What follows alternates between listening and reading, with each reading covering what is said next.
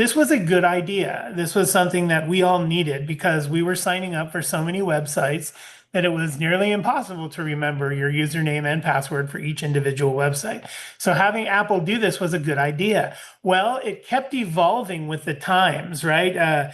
Times changed from password-free computing to now, which is password everything computing. Every darn thing has to be locked down with a fingerprint or face imprint or password or something. So here we are today where everything's locked down with a password. And through the years, Apple's simple utility to save your passwords has evolved into now its own standalone product, which is called the Passwords app.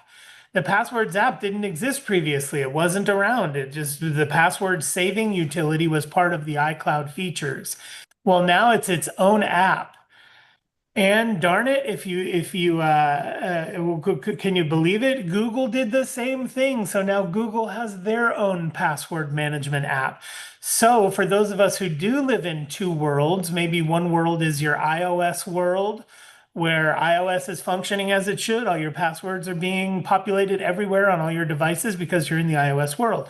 But the minute you're in the Windows world, which I am from 9 to 5, Monday through Friday, I'm in the Windows world. I'm on Google Chrome. I'm using Google products, not iOS products in the Windows world. So now I indeed do have two password apps, one with iOS and one with Chrome or Google. Google has my other list of passwords. And so, guys, this goes really deep. A lot of this is engineered to be this way for not so great reasons, for nefarious reasons. Let me give you an example. Just yesterday, I overheard a conversation where I was on a Zoom call like this for work, and one of my colleagues said, "Oh, my internet is terrible." Every other word is skipping. They have to turn their video off because their internet is bad.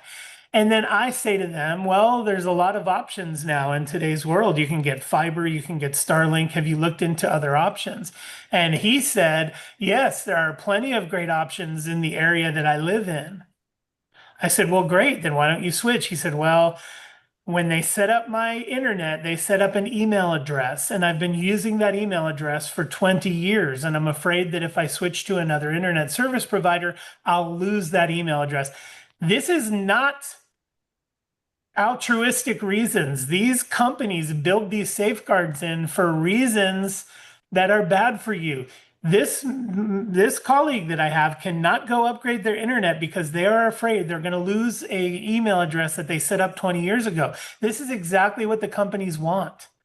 This is exactly what they want from you. So if you ever considered leaving iOS to go to Android, let's say you were done with Apple, you wanted to abandon the ecosystem and go to Google, you would have so many reasons not to in your mind. You would go, well, all my passwords are on iOS. So every time I log into something, I rely on that ping to the cloud to grab my password and bring it back down to me. Some of these things are built in to retain you as a customer, because if you ever did try to leave, Apple wants all your passwords in their box so they could say, if you leave, you'll lose all of these passwords. So it's just so many different ways we're being tugged on as consumers in terms of setting up passwords or pass keys or third-party three-factor, two-factor authentication. There's just a lot of things pulling at us. And so this is no different. This is just a scheme, I think, this passkey scheme. But the reason passkeys were born was because so many people were logging in by clicking forgot password. They weren't even using their password. They were saying, I forgot it. That would generate an email to their inbox. They would click the link in the inbox and then have access that way. So a lot to unpack there. Sorry, but I'm glad the question came up and that we got to talk through it. Okay. Well, so how does one populate into the password app a password? Is Okay. that done on Yeah, baby good steps? question. Yeah, well, when you create an account, and it should be every time you create an account, whether that's using the web, right? You're on Safari on your iOS device, and you've gone to sportsillustrated.com, let's say, and it says, would you like to create an account? And you say yes, and you punch in your new account credentials, your email address, and your new password. Every time you're done doing that, a pop-up box should appear that says, would you like to save this username and password into your passwords application? Would you like to do that? And the options are usually yes, never, or not now. Those are usually the options. Yes, never, or not now. Now, the reason the options are set up this way is because you can say yes, which will then grab that username and password off the website you just created it on, and put it in your passwords application. That's when you click yes. When you click no, it'll simply skip it this time. But next time it'll ask you again. If you click never, you won't get asked anymore. So my fear is that some of you may have inadvertently clicked never, not knowing what it was going to do. But what it indeed did was made it so every time you set up an account now, it's not being retained into your passwords app because of that one time that you clicked never. Now we can go in and reverse it and say, we didn't mean to say never, ask us every time, please. We can go in and reverse it, and I'm happy to log on to my phone and walk through those steps here so we can see that process. But that is the way your username and password gets into the Passwords app. Now, there's a second way you can add a username and password into the Passwords app, and that's just doing it manually. You can open the Passwords app, which just lives on your iOS device like any other app. You can open the Passwords app, you can click the plus, and then you can populate the username and password on your own. Therefore, going forward, if Apple's Passwords app ever detects that you're arriving at the website that you just entered into the app, it'll now pull it automatically from that Passwords app. Now, Google, a lot of you live in two worlds. A lot of you use Google Chrome and Google products alongside iOS and iOS Apple products. If you use Google, they have their own sheet of passwords that you've created, and that is in the Google app. If you download the Google app on your iOS device, you can click on passwords in the Google app, and that will show you all the usernames and passwords you have set up on Chrome. Is it good for us to live in two worlds where our passwords are split between the two? No, it is not good for us. This is two big companies competing for our business. It is not good for the consumer to be caught between them because Apple wants your passwords locked into iOS and Google wants your passwords locked into Android. Why? Because we're creating reasons for you not to leave the platform. I don't want to leave iOS because all my passwords are in there, all my contacts are in there, all my photos are in there. I don't want to leave. This is why they're doing that. So we as consumers kind of lose out because there's two properties now we have to maintain instead of just one. Pete, And then I thought that when it says you go to a site and it says, do you want to save the password? That it was saved in Safari as opposed to into the Password app. It used to be that way. So what Mary's saying is, hey, when I save a username and password from Safari, it's being saved in Safari, right? It used to be the answer was yes. Safari had its own autofill section, and the autofill section is where all these usernames and passwords lived. But as time went by and the need for usernames and passwords evolved far past Safari, Apple decided to build this passwords utility, and that's what now governs our passwords. Safari's autofill still accesses the password app to get the info and stuff. So it is in a roundabout way, still working like you said, Mary. Okay. But they had to add the passwords app at some point because the small compartment in Safari was no longer sufficient to hold this ecosystem of passwords. So they had to expand it to its own app eventually. Is that the same for Google? If you do Chrome, Yeah.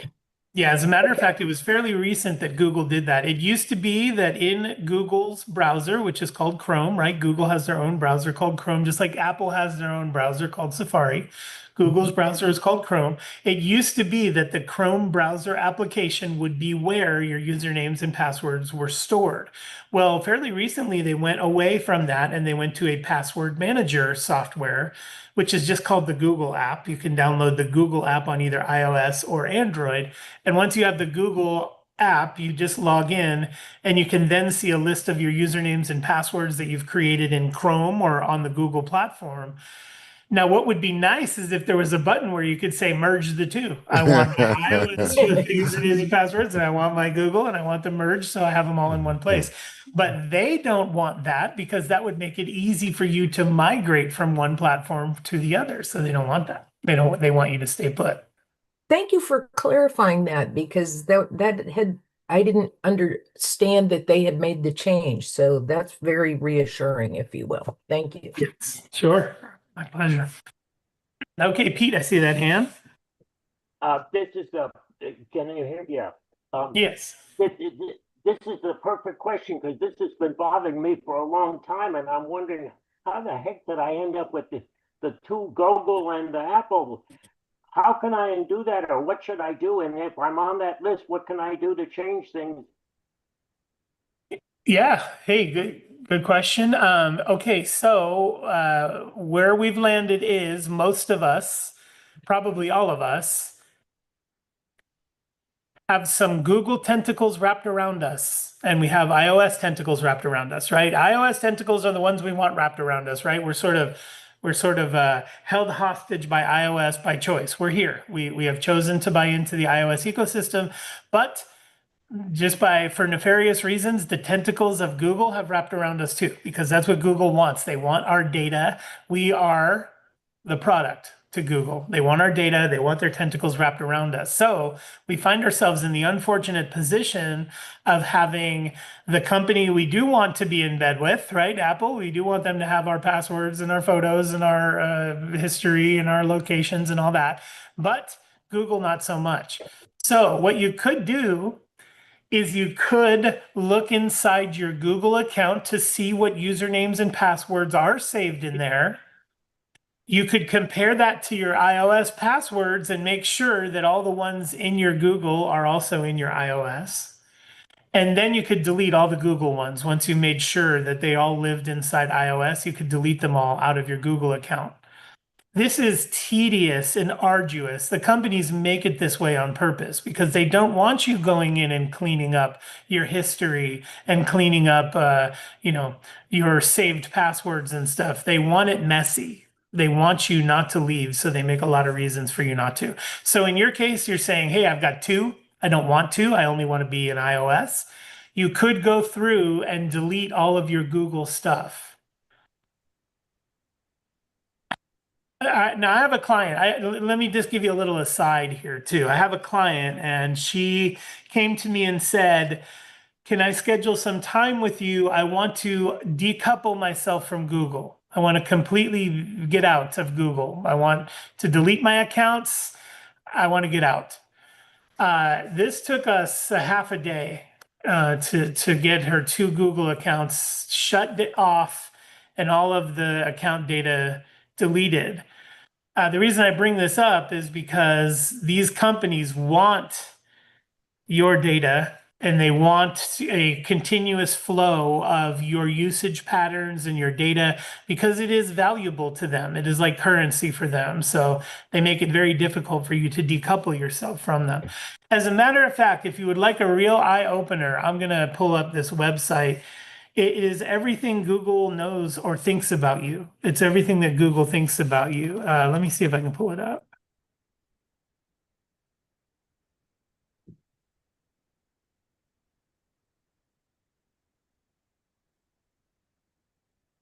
Because this is a kind of eye-opening. Like I went there and it knew my age, it knew my gender, it knew my interests, it knew things that I had been recently shopping for or Google searching. Also, add this. I love YouTube. I spend a lot of time on YouTube, and that damn Google's always trying to get me to give me my phone number and my email and all the other stuff that I hate. I'm beginning to hate Google. I am with you. I am with you. Google is not, I'm not a fan of their practices, their business practices. I think it's a shame, kind of some of the things they do. Okay, I'm gonna paste this into chat. I pasted a link there, and that's basically if you click that link and you do have a Google account and you're signed into your Google account, that'll show you that link I posted will show you all of your activity on Google. Let's see, does it post what it knows about you, or is that I may have another link for that? Have your answers in the chat.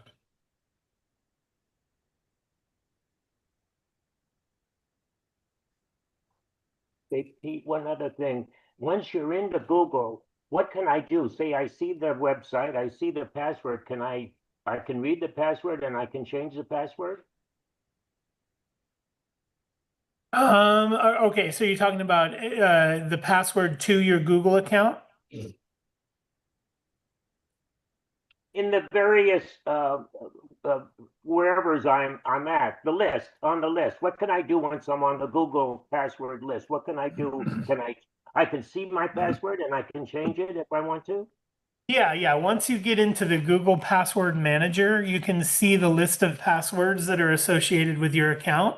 And yeah, you can delete them individually or yeah, you can Thank do you. it.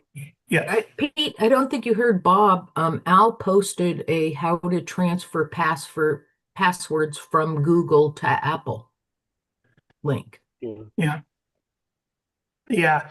Now, when you start getting into this type of thing, I be very careful. Yes, you can export from one program and import to another, but I have had more probably trouble than good with that type of stuff, just because it often exports out in a format that's not compatible with the import format. There's a bunch of different things that can go wrong with that, so just be careful. Pete, on that, I had more trouble exporting. It always seems to work better to import. Yeah. Yeah, the import and the export process comes with translation, and translation can get messy. It just when it gets to the other side, it's like I don't know, Star Trek when you beam down to the planet, you hope all the molecules make it when you get down there. It's kind of the same with this type of thing. You hope, when it transfers over, or if there's any kind of transformation, that it all happens properly and that it all makes it to the other side like it's supposed to. But, it's the same with contacts. You can export all your contacts from one account and then import them to another, but sometimes a field is swapped and suddenly phone number is in the first name place. It can be messy. You just got to be careful. Okay, good questions. Good questions. Bev, I see that hand.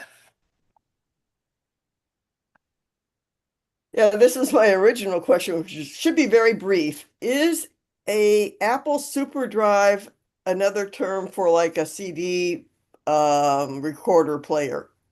And I can give you the context. I mean, I Yeah. was down, I have a 14 port OWC external connector thingy port, I guess.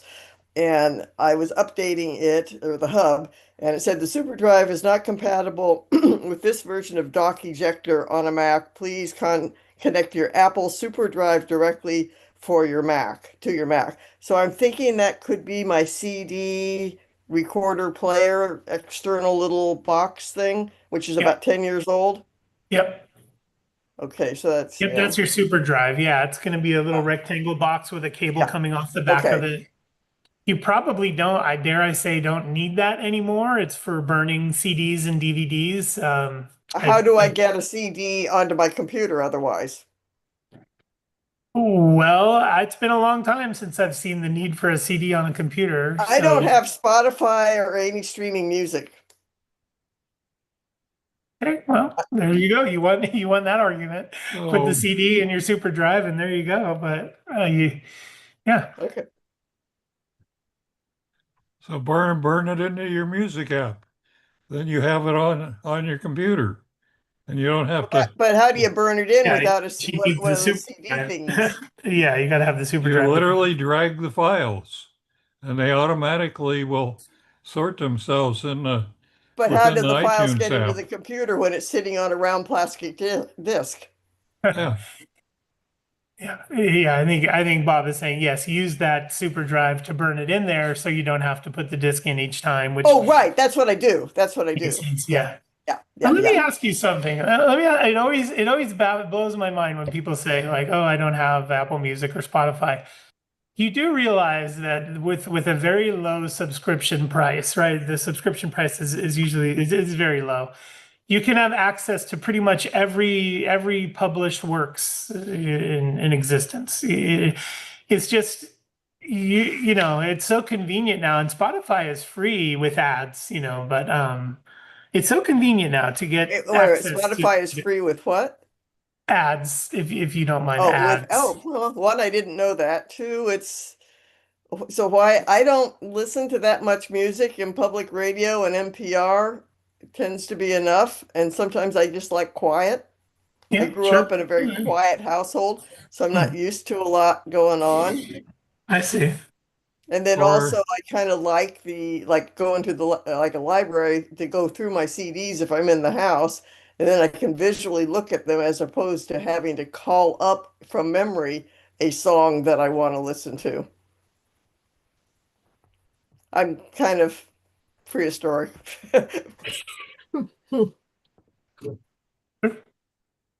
The first No, step is you I'm admitted working it, up to Bev. get an Apple to subscribe to the Apple family plan, but I haven't quite wanted to justify $50 a month on it. It's not $50. It's 38. 35, 38, yeah. yeah, here's a different take on it.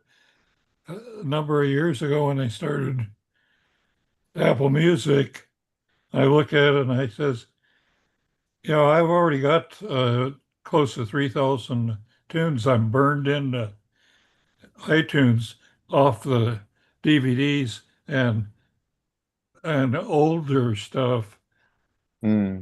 that had tape. That's the music I like. Why should I pay Apple a monthly fee? Well, Well, I never yeah, have. yeah, And yeah. I'm I mean, it's just, perfectly happy with the few thousand that I bought over time. yeah. But Bev, if you get the Apple thing, you also, I justified it to myself, you get magazines, full magazines online. Apple News. Part of the problem is I am living in a sea of paper and stuff that I can't even process through. And I have told myself when I get rid of the clutter and paper in the house, then I'll introduce something electronic. But in the meantime, I need to clean up my own little cocoon. Oh, well, I mean for me, I just stopped some subscriptions that I now get electronically.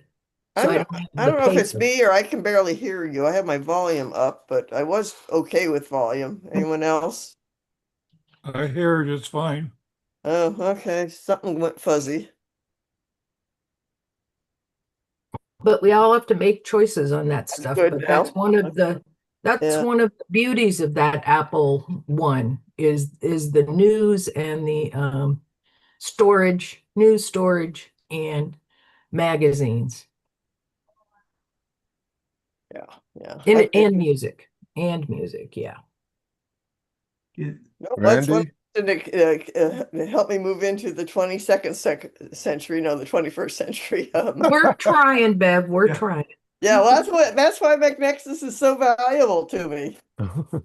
Bev, just wanted to make a quick comment. I like Mary was saying, the Apple One, I think is what it's called, $38 a month, but that's for quite a bit of storage for the family plan. But one thing, if anyone knows, the podcast, because I also like PBS and some of the shows, like Wait, Wait, Don't Tell Me, and all the different shows, but are podcasts free? I don't see podcasts on the Apple One. So podcasts, there's a lot of interest, TED Talks, everything that might be free without a Yeah, subscription. I have the Apple app podcast on my phone. Oh, there you go. And that's where and some other one. I think that's another question for another time of what podcast apps people find most efficient. Mm. Navigating those and frankly, Overcast. huh? I can recommend one. Apple's is good, but there's one called Overcast. Mm, yeah. It's very good. Has a lot of things Apple has, and maybe a Well, little more. I don't want to confess to too much ignorance, but I mean, there's even connecting to and going to all these different sites. I find even the podcasts, which are great, but resuming them or you stop one and getting back, it's just a challenge, and it's sitting down and really spending the time and writing down the pathway on how to get back. Things don't retain quite as well as they did 30 years ago. And if I don't use them quickly or repetitively, I lose the path. But don't quite put me in a home yet, though, please.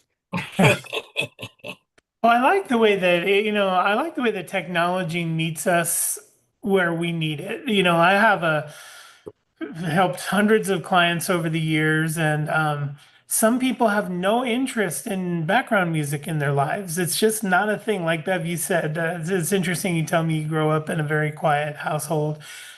Me, on the other hand, it's just we all have our personal motivators and stuff. Like I cannot go a day without having music on, a curated list of some kind. I have music that's on in the morning here. We have music that's on in the nighttime. So I think it's just like the things people prioritize in their lives and want to be able to command with their technology because it's an important part of their lives. I think that's where the magic happens.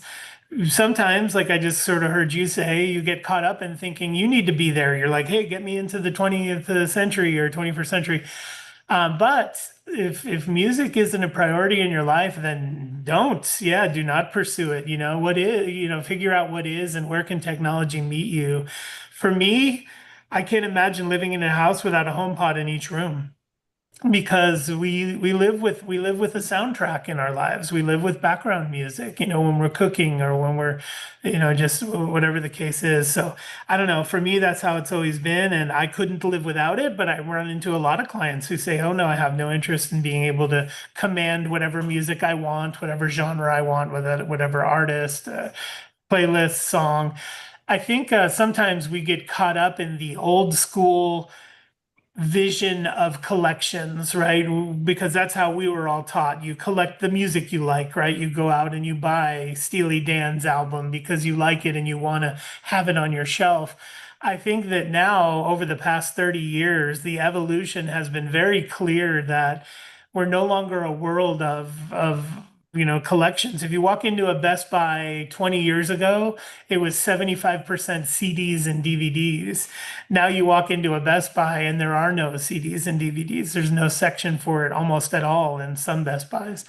And I think it's just because music has changed, right? It used to be we collected the content from the artists we loved. We bought all John Mellencamp's albums because he was our favorite artist or whatever the case is. But now you're paying those artists for their time and energy by streaming their music.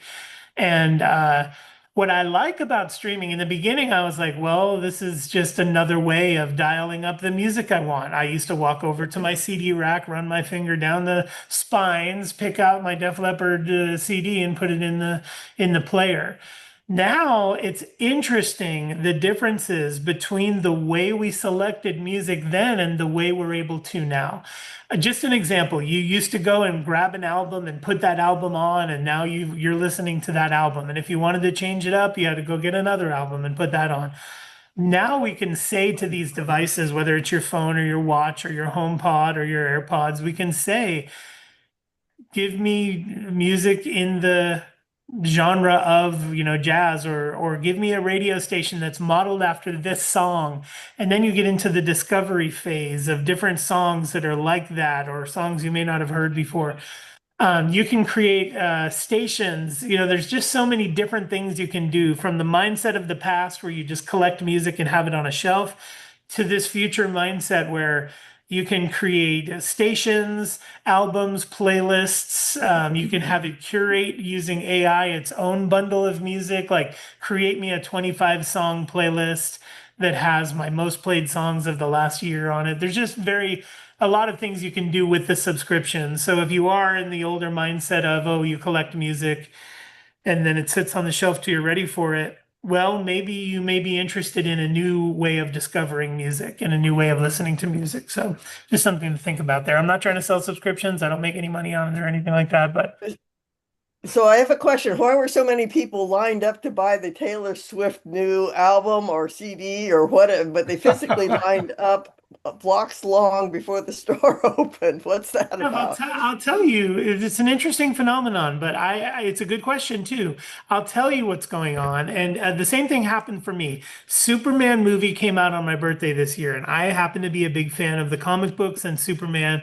So instead of just going to a theater with my son and seeing the movie, I wanted some kind of fan event. I wanted to go somewhere where maybe people are dressing up or having some big event. So I looked for a fan event. Now I could have just went to a movie theater and saw the movie, but I didn't. I wanted to go somewhere where fans were gathered. I think with Taylor Swift, it's the same thing. They're having like album buying parties and stuff like that because these fans want the plastic disc, they want the liner notes, they want the box set because they're super fans of Taylor Swift.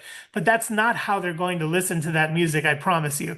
They're going to take that CD home, they're going to put it on the shelf, and then their phone is going to stream the music because that's just how the young generation today hears their music, through streaming, and no other way. There is no young generation. Nobody has CDs, DVDs, cassettes, anything like that.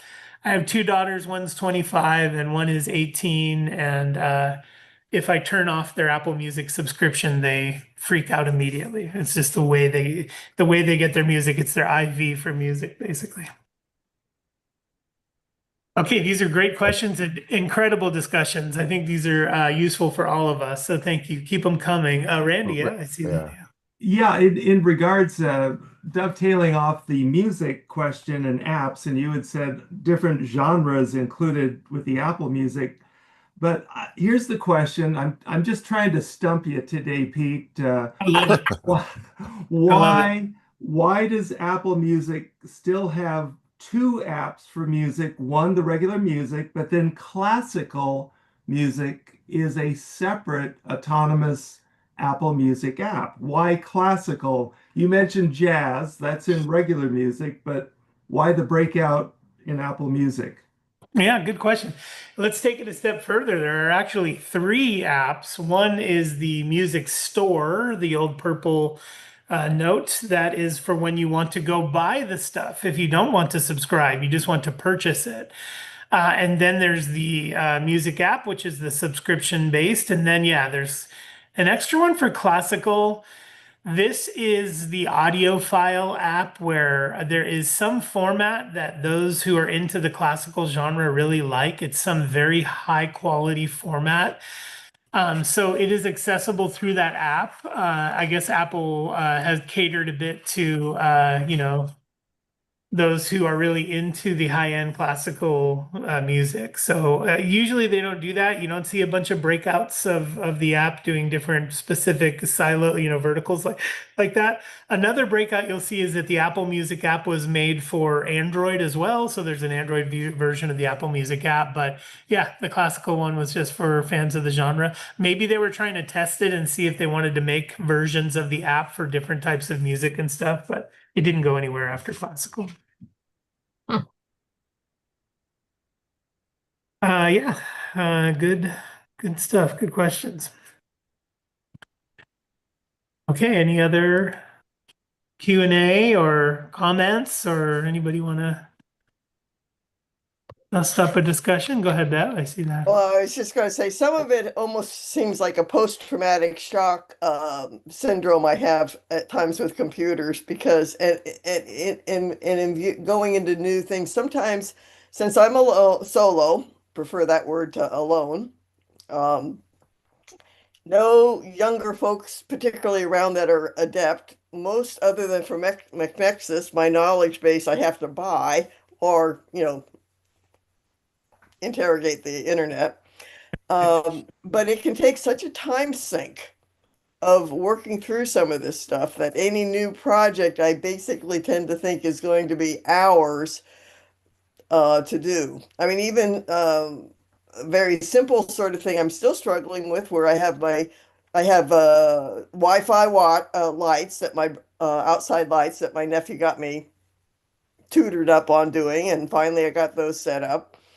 And then he was visiting, and so they come on, and the time zones I have to change from fall and winter, summer.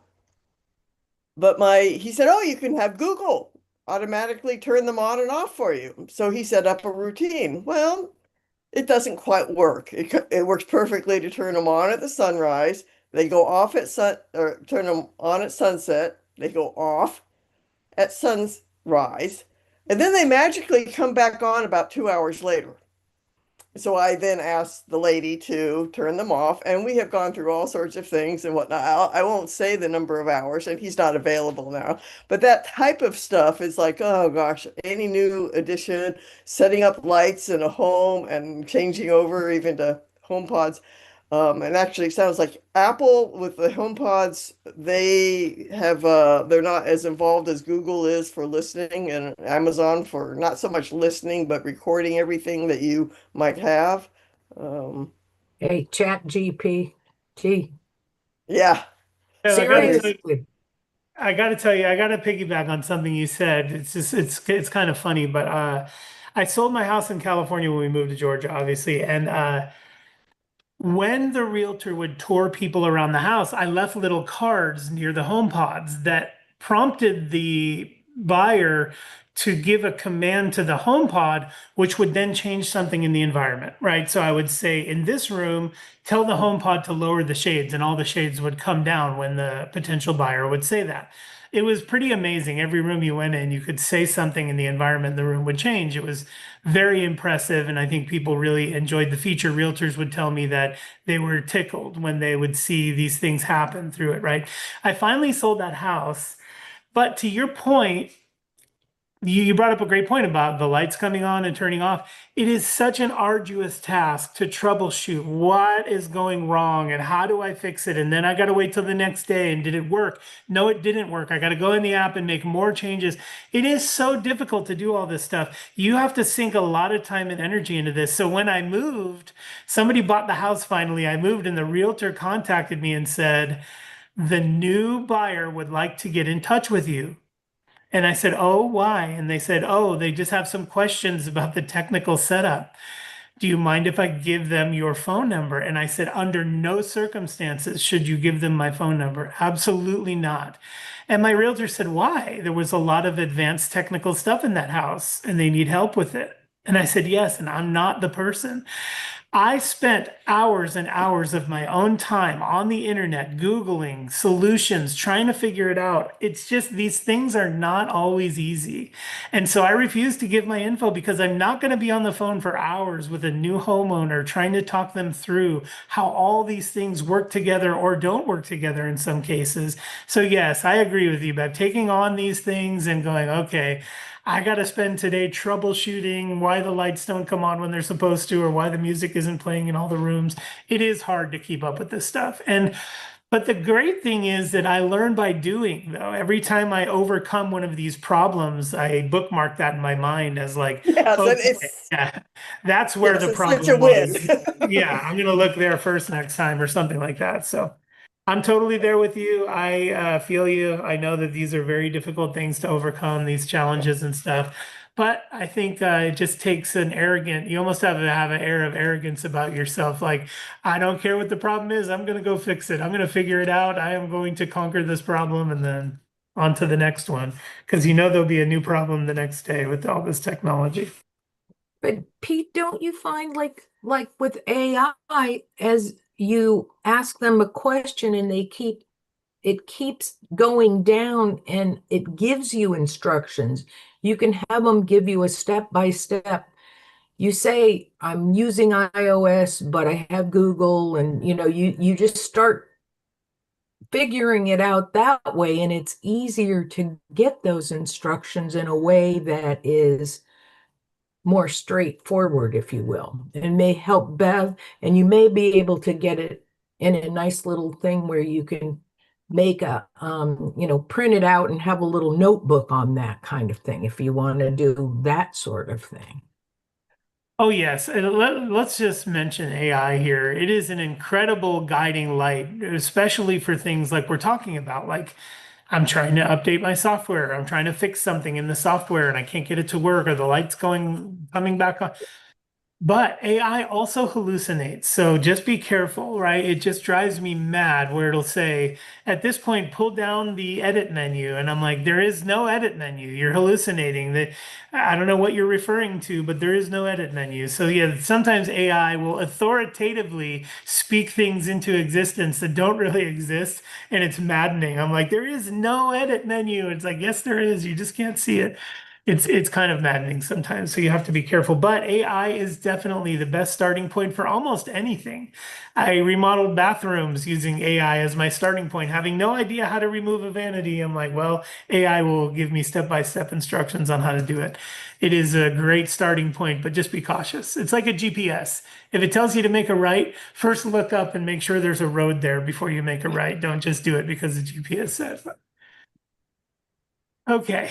All right. I see some hands. Mary, you do still have a hand up. Did you have something else? Yeah, just while we were talking, well, I think some other people were first, but No, so it's okay. it's a different topic. Pardon? No, you've got the floor. I think you could Okay. continue. A pop-up just came that said, force quit applications. Your system has run out of application memory. Hmm. Is And this that, is probably on a Mac. yeah, is this real or what is this? It likely means that you have many applications open at the same time. Now, if you run your eye across the dock at the bottom, you'll see black dots underneath Right. all of the applications that are currently open. I would guess that you probably have several open right now, maybe Yes. 3 or 4 or something or more. So Yes. that's what's causing that. If you close some of those applications, it'll free up some of that system memory to be used elsewhere. Okay. It's not a false thing. I just have never gotten it before. Thank you. And thank you for everybody for your tolerance on that one. No, no problem. That was scary. All right, Randy, I see you're next. Yeah, if you're going to cover these later, please let's hold off. But I do have two new questions regarding the new features with the new iPhone iOS update or upgrade or whatever. Is now a good time to bring two questions up or later? Certainly. No, no, this is perfect. Oh, okay. The first feature is contact key verification. I haven't enabled that yet, but that was a new screen for me, contact key verification. So, any idea what that is? And then Can you the show other that one, again, Randy? Can you put that back up there? oh yeah, I just enlarged the screen so I could get a. Oh, interesting. Yeah, I don't remember this feature being called out in the iOS announcement, but yeah, it looks like there's authentication between two users to ensure that it is indeed the person you are thinking it is and not somebody who's spoofed them or something like that. So yeah, I'm going to look into that a little bit more. okay. And then the other uh, thing I notice after the update is the iPhone search. When I just go and I'm looking for a specific app, okay, there's certain apps that no longer are findable by using search. I still have them on the phone and I just do the long regular method, going to the app, under different categories. But I'm wondering, is it a safety precaution? Because I notice both that I happen to use quite a bit, which are financial apps no longer come up. So maybe it's a safeguard built in that I'm no longer able to do a search in the search bar on the home screen looking for, say, Bank of America. I always abbreviate using, uh, B of A, but it doesn't come up. Vanguard is another one that no longer comes up when I do a search. but every other thing I can do, like of course Facebook or all the fun and game type apps. So just wondering, is it a safety precaution? I have to do the long method, tap on the app icon to get it to come up. It no longer populates in search. So those are the two questions. Okay, Randy, I do not believe it is a safety precaution that they're not popping up. The only thing I can think of is that there is a hidden app feature on iOS where you can indeed hide apps Oh. so they don't show up in search. And so that's the only thing I can think of is that you've, for whatever reason, hidden those apps or marked them as hidden. I'll do a Um, search, just how to unhide app. Okay, that would work. I will do that. yeah, Thanks, Pete. you're welcome. Yeah, because I think that's the only way that you can exclude an app from search is to put it and classify it as a hidden app. And then yeah, the only way to get to it would be to navigate to it. So yeah, see if that's the problem. That's the only thing I can imagine that it would be. Unless what I find interesting is that it's two apps and they're both financial. So unless there was some setting where you could say, I Mhm. want this genre of app, financial or shopping or photo editing or whatever. I want this particular category of app not to show up in searches or whatever. But I think it's probably just that they were tagged as hidden apps for whatever reason. Maybe you were just exploring the feature or something, but it'll be interesting if you find out while we're on this call, let me know if you were able to unhide them. Okay, Pete, I see that hand. Okay, here we go. I've got two comments. I bought an air fryer and I listened to what Ken said about air fryers and whatever. And then also at the same time, he was talking about how good Malwarebytes was. So here's what I don't know if you've ever done anything stupid. What I did is I went online, I got air fryer recipes, and then it said, hey, why don't you let us send you some? Well, I did something stupid and I did that. And now my computer's loaded with all kinds of ads and all. And how it comes out is I'll go to the Walmart webpage, I'm starting to order something, and then a new page pops up on the right side, and taking me to that one and the sites and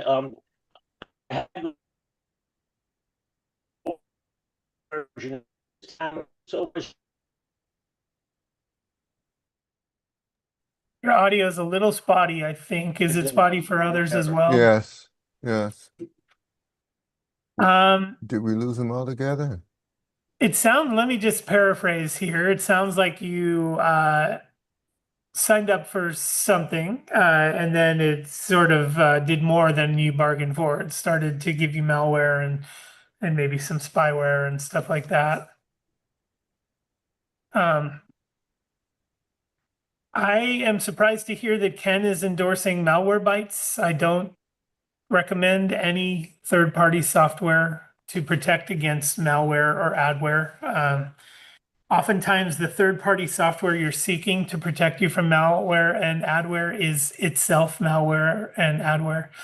So I would be interested, Pete, into taking a look at your particular setup. I'd be interested in maybe troubleshooting with you on Zoom, and there are some things I would want to uncover on your Mac to check out to see what you've installed and what it has access to. So because from what you're telling me, it does sound like you've either given permission to or installed something that shows you ads or hijacks your browser or tries to get you to go to places that you didn't ask to go. I would want to sit with you and troubleshoot and figure out what's going on, get that stuff uninstalled out of there, so you're not bothered by it anymore. So if that's something you're interested in, you could always reach out to me, or yeah, but I have a feeling you've installed something, and I'm not panicked for you. I don't think it's going to take over your computer or shut it down or anything like that. I think it's just going to be a nuisance. I think that's what most of these things today are. It's just a nuisance. They're going to flood you with ads or redirects or things. Go over here, look over here, look over here, even when you're not asking. So Like I said, though, if you want to book me for some time, I will sit with you. I usually give out the first 30 minutes for free. If we solve your problem under 30 minutes, then it's just a fist bump, a virtual fist bump, and we're good. But if we go longer than that, I usually have fees. But yeah, I'm happy to sit and troubleshoot with you. But there's everybody, for those in the back, listen, do not install third-party software to try to help you with malware or adware. It is often itself malware or adware, and you're giving it full access to your computer. So don't do that. Do not use third-party software. Don't use third-party software to clean up your device. Don't use third-party software to delete your old photos and your old emails and all these ads, all these smoke and mirrors things that you see. Do not use third-party software to protect you from malware or adware, because these companies are that stuff, and they want you to use it and they want you to invite them into your house. And then once they're in there, they get the keys to the kingdom. Thank you so much. How do I get a hold of you? Let me see. I'll just put my email address in the chat here. So you or anybody who wants to get a hold of me, you can do Thank that you very here. much. Absolutely. Like I said, I usually, for the first 30 minutes that we're together, is just a consultation. We're just going to chat. Maybe I can solve your problem really quick.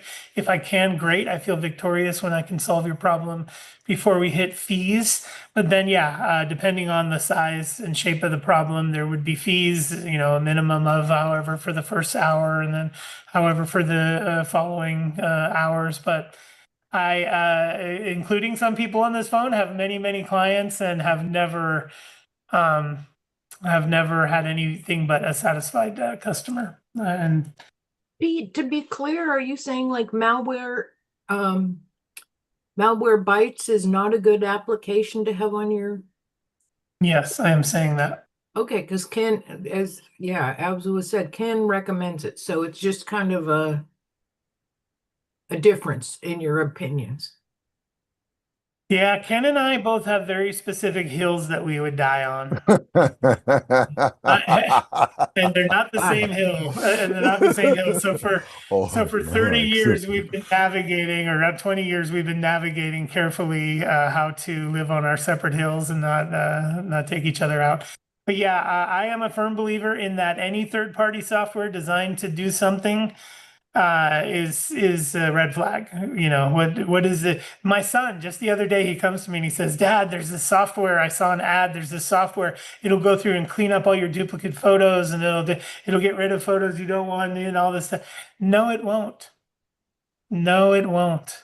It will wrap tentacles around your device and show you ads and do sporadic, erratic things that you didn't ask for. It's a mess out there. Please question every bit of software you install. Question it. Ping me. You got my email address. Ping me first. Pete, I'm thinking of installing this. Should I? You're going to get an unequivocal answer from me, and it's probably going to be no. Do not install software. Do not. Unless you have a damn good argument for installing that software, do not do it. So, yeah, anyway, that's that. Okay, Bev? Oh, yeah, sorry, go ahead. All the years we ran triage, one of our most popular things we had to do was, guess what?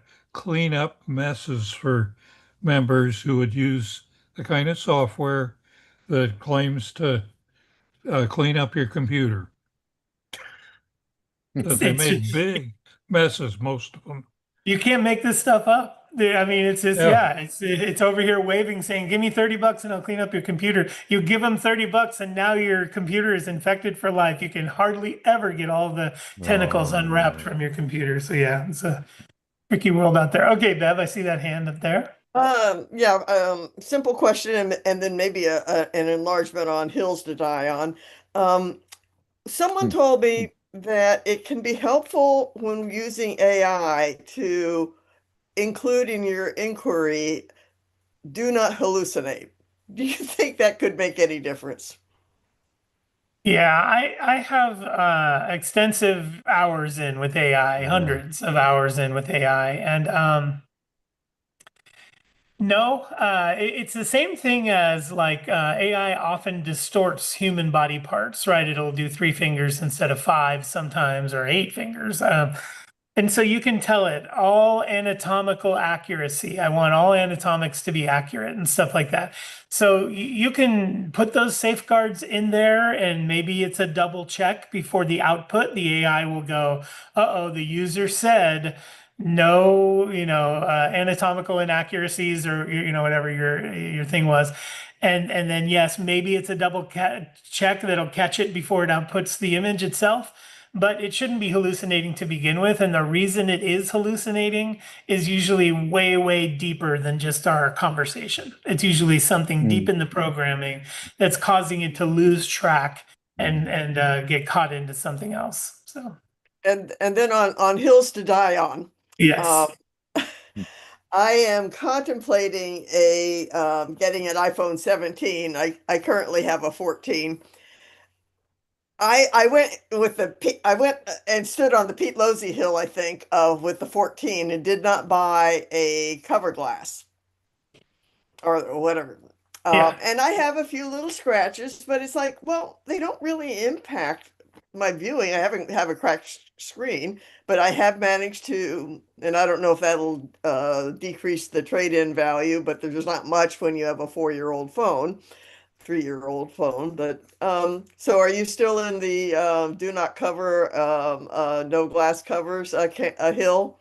It is so funny to me that I feel like I have a front row seat to one of the best grifts in history, and that is the glass cover. Or the what Bev's talking about is when you go to get your phone, they're going to pressure you to put a screen protector on that, and the pressure is not going to be, we really need your $80. The pressure is going to be, you don't want to scratch this thing up. You just paid $1,500 for it. You're going to be paying for it for 2 years. You want to make sure it's protected. All of this is nonsense. No, Randy, throw that in the garbage. Get rid of it. Do not put these cheap, inexpensive stickers on your screen. Do not do it. I wish I had the correct figure, but it is somewhere in the B billions of dollars of R&D that Apple has spent on optimizing the screen of this device. It is their flagship product, and they spend countless time and money making sure this screen feels and behaves and performs a certain way. Now, juxtapose that against the carriers. The carriers have no stake of interest in your experience at all. In fact, the carriers hate you. They hate you. All they want is the margin. They don't even want your dollars. They want your margin dollars, a very specific dollar they want from you, the margin dollar. There is no margin in selling a phone. They sell it for the same price Apple says. They can't mark it up because Apple won't let them. There's no margin dollars there. The margin dollars come in that 7-cent piece of plastic that they schmuck onto the front of your phone and tell you now your screen is protected. That darn piece of plastic that you pay $80 for is a grift. It is just so the carriers can get some margin dollars put in their cash registers. Do not cover this gorgeous screen with any type of plastic or glass cover. Let it be the screen that Apple designed with billions of dollars of R&D. And I keep this in my pocket. There are other things in my pocket with it occasionally. I do not keep it with razor blades and metal chunks, going around. Just take relatively good care of it. I've had this phone for a year now. It doesn't have a single scratch on it. I drop it all the time. I don't think these things that you slap on the front of your screen have any benefit whatsoever. In fact, they do more harm than good because they sit between billions of dollars of research and development and your finger, and they make for a less optimized experience. So yes, I'm dying on the hill of do not put a screen protector on your glass. Put a case on your phone, but the glass screen protector is out of the question. The prior one, I had a glass screen on or plastic, I don't know what, but I never could, it always seemed to be a little, I couldn't get the fingerprints off, or the smear it was more challenging to get the smears off of it. So that's why I stood on your hill this last time, but Yeah. and I don't know. I mean, there's like a 1/4 inch, but it doesn't impact the image. It's not like a scratch on your camera lens. So even if there is a little scratch on it, I mean, It's invisible, basically. I have a couple of little scratches, and once you've used the phone for 5 minutes, they disappear. It's just not, yeah. yeah. I've seen people use the phone with a shattered screen for 6 months, and while they're waiting for the new one to come out, and the whole screen shattered. So, okay, let's see. June, I see that hand. Hello, June. Good morning. Thank you, Pete.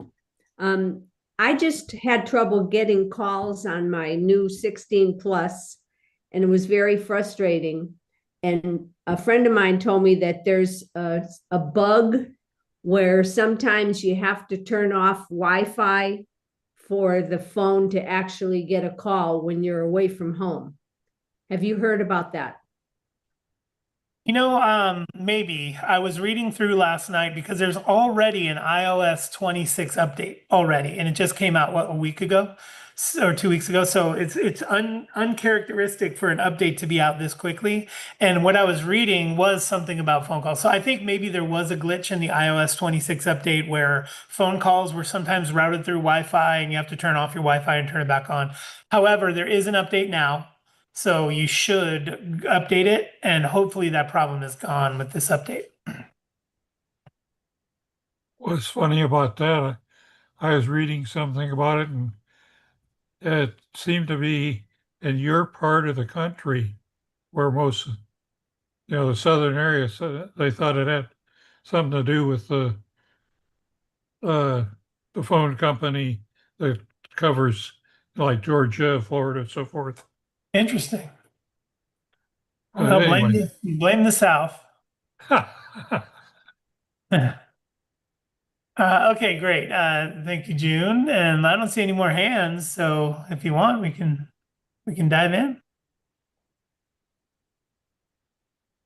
Okay, so for today, I have a bunch of things that are extremely useful utilities that live on your phone. And today I think we're just 99% phone. I don't think we'll be talking about the Mac or iPad OS, but your phone. Because I'm relatively sure everybody on this call has an iPhone. I'm, yeah, 99% sure. So please follow along if you'd like. We're going to dig into settings and unearth a few things that may be useful on an ongoing basis for you. So that's what we're going to dive into now. These utilities are things that sort of live in the operating system. They're not necessarily apps, right? I mean, if you were an app developer, you could access these utilities that we're going to be looking at. You could have your app use these things like the magnifier or the flashlight or whatever other things we're going to be poking at here. But you'll see that the things that we get into here are buried pretty deep in settings. So I do have these all written out. And so I think at the end of this, I'm happy to pass it over to Al or whoever, and then maybe all of the steps and everything of where to find this stuff could be useful for you because I do have them just all as steps here written out. So I can pass this on to Al as a PDF, and maybe Al, you can attach that to what you normally give out or wherever the case is. Okay, so we're going to dive into a few things. I have found I am there. I am at the age where my eyesight has jumped the shark, as they say. My eyesight is not holding up. And so at 54 years old, I am now at the point where I often need help with my eyesight, whether that means auxiliary pair of glasses like readers or something like that, or an extra source of light. Those two things, like if I'm at a restaurant, I find myself having to use my iPhone flashlight to read the menu sometimes if it's a dark restaurant. So those things are failing a little bit. But one thing that has been very helpful for me is the magnifier. We're going to spend some time on this because I think it's just too quick to glaze over as a demo. But what the amount of utility you get out of this thing is just incredible. The magnifier. When I first heard about the magnifier many, many years ago, I thought, Well, that's dumb. Why don't you just put your camera on zoom and zoom into something? Why do we need a magnifier? Well, I got learnt up, and that is different. It isn't just the camera app with a magnify slider. It is a lot of computational photography going on to recreate the image. Now, it can't do it with the same quality and fidelity you would expect out of a normal photograph. Because if your mind goes where mine did, it's sort of like, well, if you can get this high level of zoom, why not put this in the camera app? And it's like, well, this isn't really suitable for photographs because of the high level of computational photography that's going on. But does have a lot of utility in enlarging stuff that's small. So, and I'm going to give you a real live example here in a moment, but in just talking about it, the problem with a magnifier is that a magnifying glass is something that you usually need somewhat urgently. It's like, uh-oh, I need this now. I have an urgent need where I need to magnify what I'm trying to see. And so I think in those urgent need moments, we often, I don't know, we often can't handle the amount of complexity needed to remember to invoke the magnifier in this tension, in this moment of tension where we need it immediately. So what I'm driving at here is let's find an easy way to invoke the magnify feature so that we can use it more often. Because right now, if I have to go in settings and accessibility and magnify, and that's somewhat intimidating because I don't even remember where my settings app is, then we're likely not going to use it. So let's find a way to figure out where Magnify lives and what our options are for invoking this useful utility. So the first thing I'll do is go through a demo of how the Magnify app works, and then I'll show you what your options are for making it easy to pull up when you need it. Okay, so let's go through a live demo first. And this demo is going to be, I'm going to spotlight me here for a moment in the camera. Let me see, spotlight for everyone. Okay. And this is the Apple remote. If you have an Apple TV, you have one of these. And do you see that?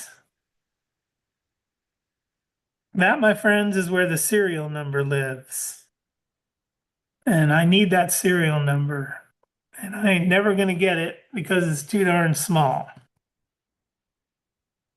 Now, I'm going to demonstrate the magnifier app. So in order to do that, I am going to then share my screen from my phone. So share screen, start broadcast. And then I'm going to remove my spotlight there.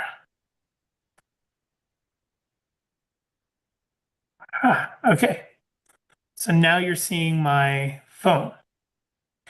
And I am going to invoke the magnifier. Now we will talk about how you're going to do that here in a moment.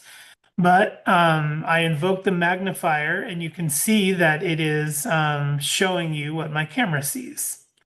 And it looks just like a very zoomed in camera mode. And look, if I pull it up here, there's us. There's the screen that I'm on. You can see it's just like a very zoomed in screen. But what I'm going to do is go back down here and focus on this Apple remote. Look at that. Oh my gosh. That text is as clear as can be. It is unseeable with my human eye. I'm trying to crouch down a little bit so I can see it. It is unseeable with my human eye. But if I just go here with this magnifier app, I can click this button down here to freeze it in place. And then I now have that number, that serial number that I can blow up here. Pete, And I there looked it away. is. What did you tap to freeze it? There is a little button down at the bottom. It currently says close on mine, Okay. but it's that button right there. It'll say freeze or something. I forget what yeah, I forget what it says, but close. little button Or there. capture, maybe capture. Oh yeah. Mine says close, but it'll say capture if yeah. Then when you toggle it on to close, then it goes back to capture when you're done. But before I did that, I wanted to kind of take you around this interface here and show you some of the things you're capable of doing while you're in the magnifier app. One of them is sharing this image. You know, if my wife asked me, hey, what's the serial number on the Apple remote? I'm going to order batteries for it or whatever. I can now, from this very spot right here, just share it using the share sheet. I can send it as an image in a text message or something like that.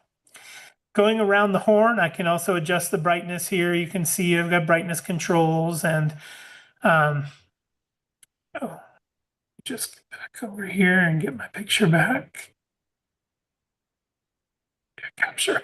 Okay, and then you'll see here that around the interface, I've got some other pretty useful things like the reader mode. Now I'm going to get to that reader mode here. Let me take this picture again. Gosh, it's so clear on this. Reader mode. What reader mode does is we'll take all the text and just turn it into text like this. So once I snap it with the magnifier app and then I click on reader mode, you can see here that it is showing me what the text is in text form. Designed by Apple in California, assembled in China, Model A2500 for. I can also have it read the text to me right here in the magnifier app. As you can see, once I'm in reader mode, there's a play button down at the bottom that will read that text to me. I can copy all this text and paste it into another app if I want to. But yeah, that's the magnifier app. And so what I want to do now is show you the different ways that you can invoke the magnifier app, because it is a very useful app and it would behoove us to remember how to get it up and running quickly when we need it. So let me see. I'm going to close that in. Okay, so what I'd like you to try, if you are following along and you have your iPhone, unlock it so it's open just like mine. So you're looking at your unlocked iPhone.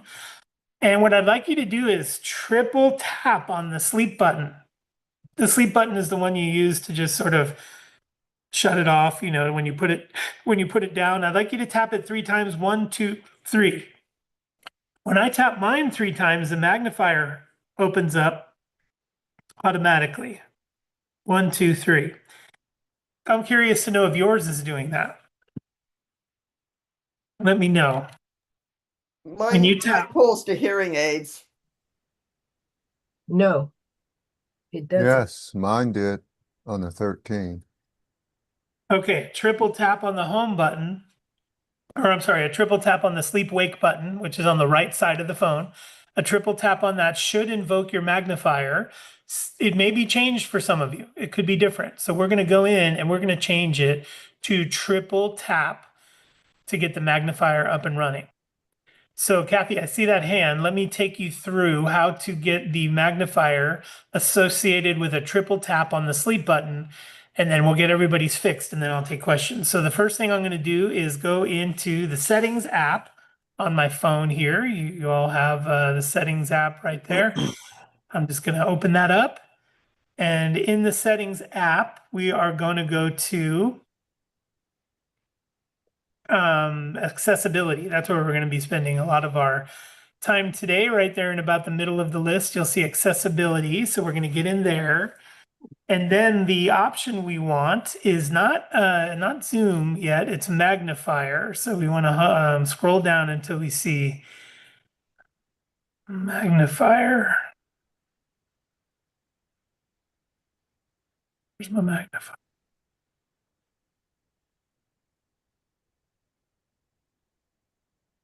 Oops.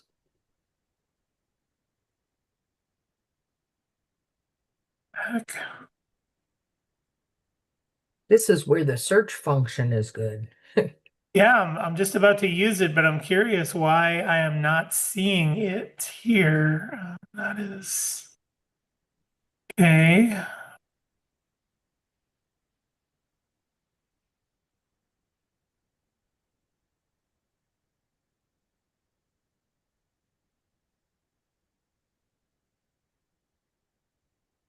Oh, okay. Let me use the search feature and figure out.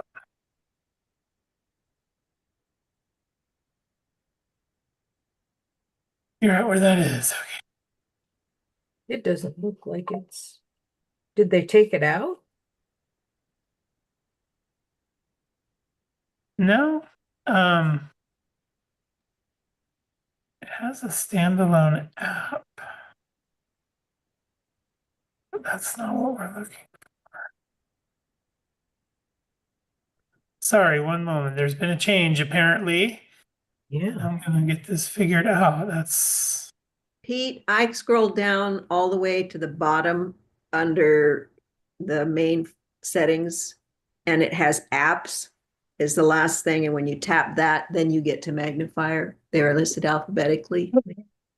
yes, I do see that, but that isn't where you would set how it's invoked. So I find it strange that it wasn't in accessibility. Okay, not that one yet. Okay, so that's interesting. Okay, so the magnify.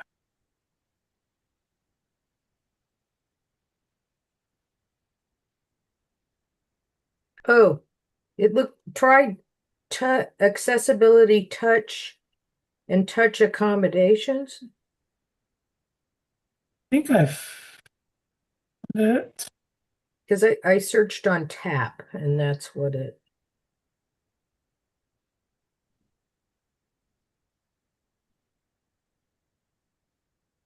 Huh, I guess my share stopped. Okay, yeah, I have to figure out what they moved here and why that home button, yeah, side button,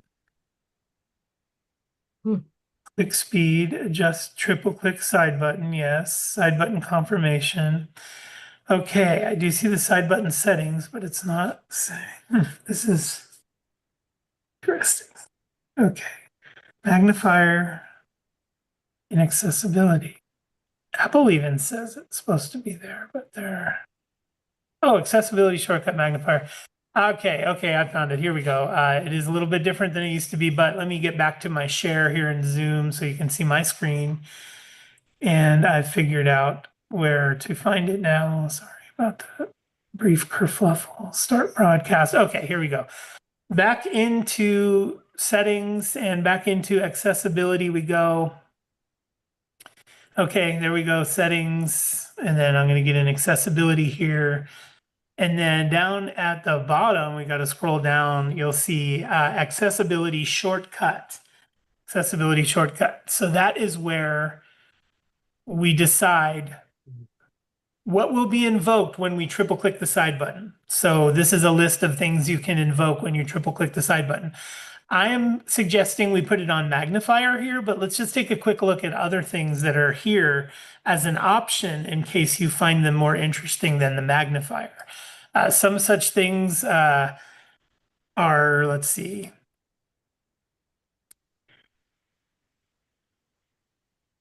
Well, you can see things like eye tracking can be turned on here. We can reduce transparency, we can reduce motion, we can speak what's on the screen, which I'm going to get into a little bit more here in a minute.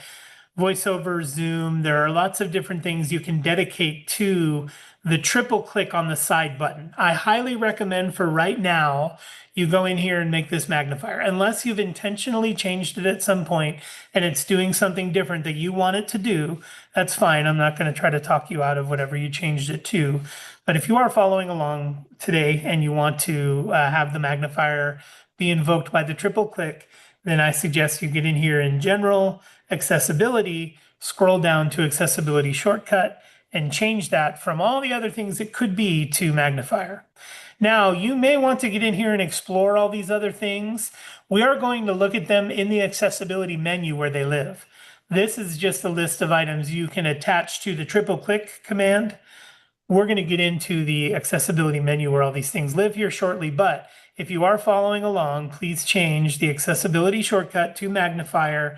And now when you triple click your home sleep button, you will get, oh no, I double clicked it, which is Apple Pay. I don't want to pay for anything here. Okay, let me triple click, and that gets me my magnifier where I can then, yeah, get this. Pete, question.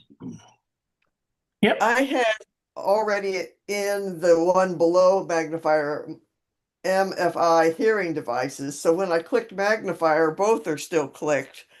So disable, I unclick the MiFi hearing devices, or might I have a choice? Like, Yeah, you would have a more- choice.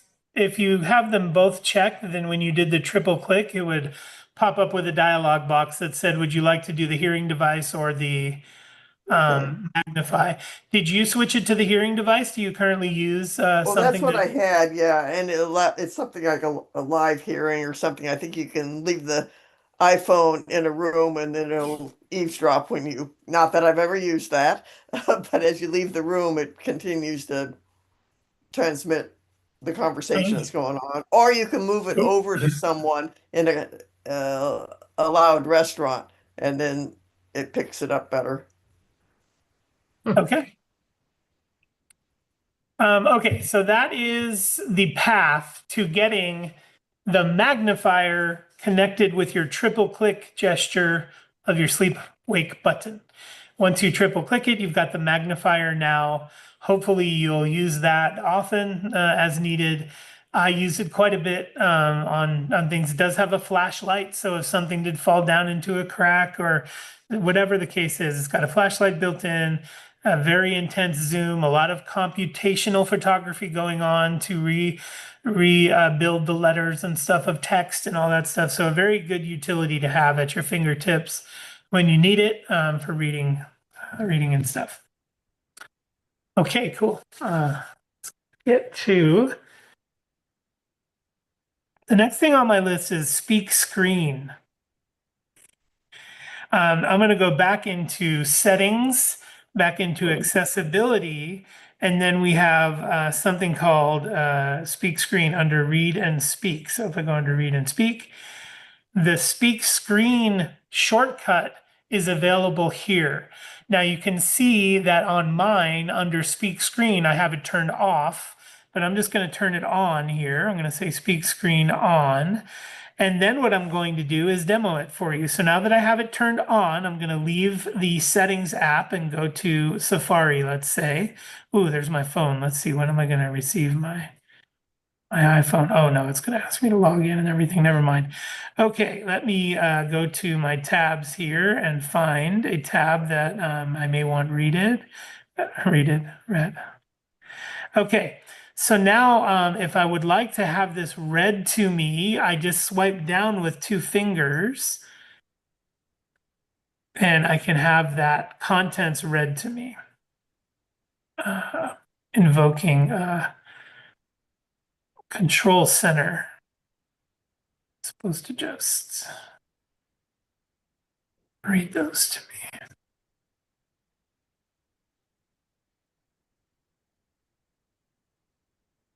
Okay.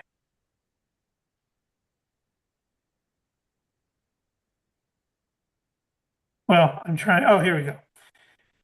Oh, I see. It won't work because I'm broadcasting on Zoom. But anyway, two finger swipe down from the top to speak what's on the screen. Now, that could be useful for some of you who don't want to squint or read the content on the screen. This two finger gesture from the top down will have the contents of the screen read to you out loud. And that again is in settings. And then under settings, you have this subsection of read and speak screen is there, and will you can toggle it on or off. Okay, you can change the voices there and even the language and the speed of the speaking rate too. So that is an option for you in there. Another one I want to visit while we're in here is reduce white point. I think with vision issues, reducing the white point can be helpful. So that is found under accessibility still in the display and text size. We do have reduce. What did they change? There we go, reduce white point. And you can see that this will reduce the contrast and make it easier on some to read. So turn that back off. And then invert and color filters too. It's just another thing while we're here. It is in accessibility, display, and text size. You have the ability to increase the contrast or even smart invert, which will invert everything and make text easier to read. Now, the reason I'm bringing these up is because these can easily be assigned to that shortcut. Right now, your shortcut is probably set to triple click 1, 2, 3, brings up the magnifier. But if you are more interested in it bringing up the screen speaker, where it speaks everything on the screen, or you're more interested in it bringing up the reduce white point, or even the smart invert or invert colors, you could assign any of those to it. That's that menu we were at earlier, where you just go to assign shortcut, and then it can be whatever you want it to be of those things we looked at.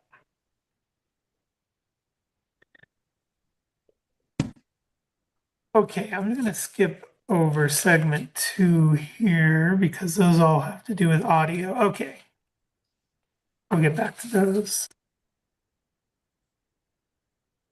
Okay, another thing that I want to cover here in the, here we are still in the settings app. Another thing that I want to cover is the ability to double or triple tap the back of your phone to launch something. Now, this is interesting. I've even seen videos that deceive people and tell them that there's a button back here. There is no button back here. What the phone is doing is using its accelerometer. It's using the sensor it has inside to detect the number of taps on the phone. So if I triple tap the back of my phone, I can tell it that that is a shortcut to invoke something. Or if I double tap on the back of my phone. Let me go back to my share because it keeps quitting for some reason. I'm going to go back in here and show you where to find it and what you can assign to it, because it is pretty cool. If you want to take a screenshot, let's say, you can just double tap the back of your phone to do something like that. So let's have a look at where and how we do that. I'm going to go into the settings app again, and then inside settings is accessibility.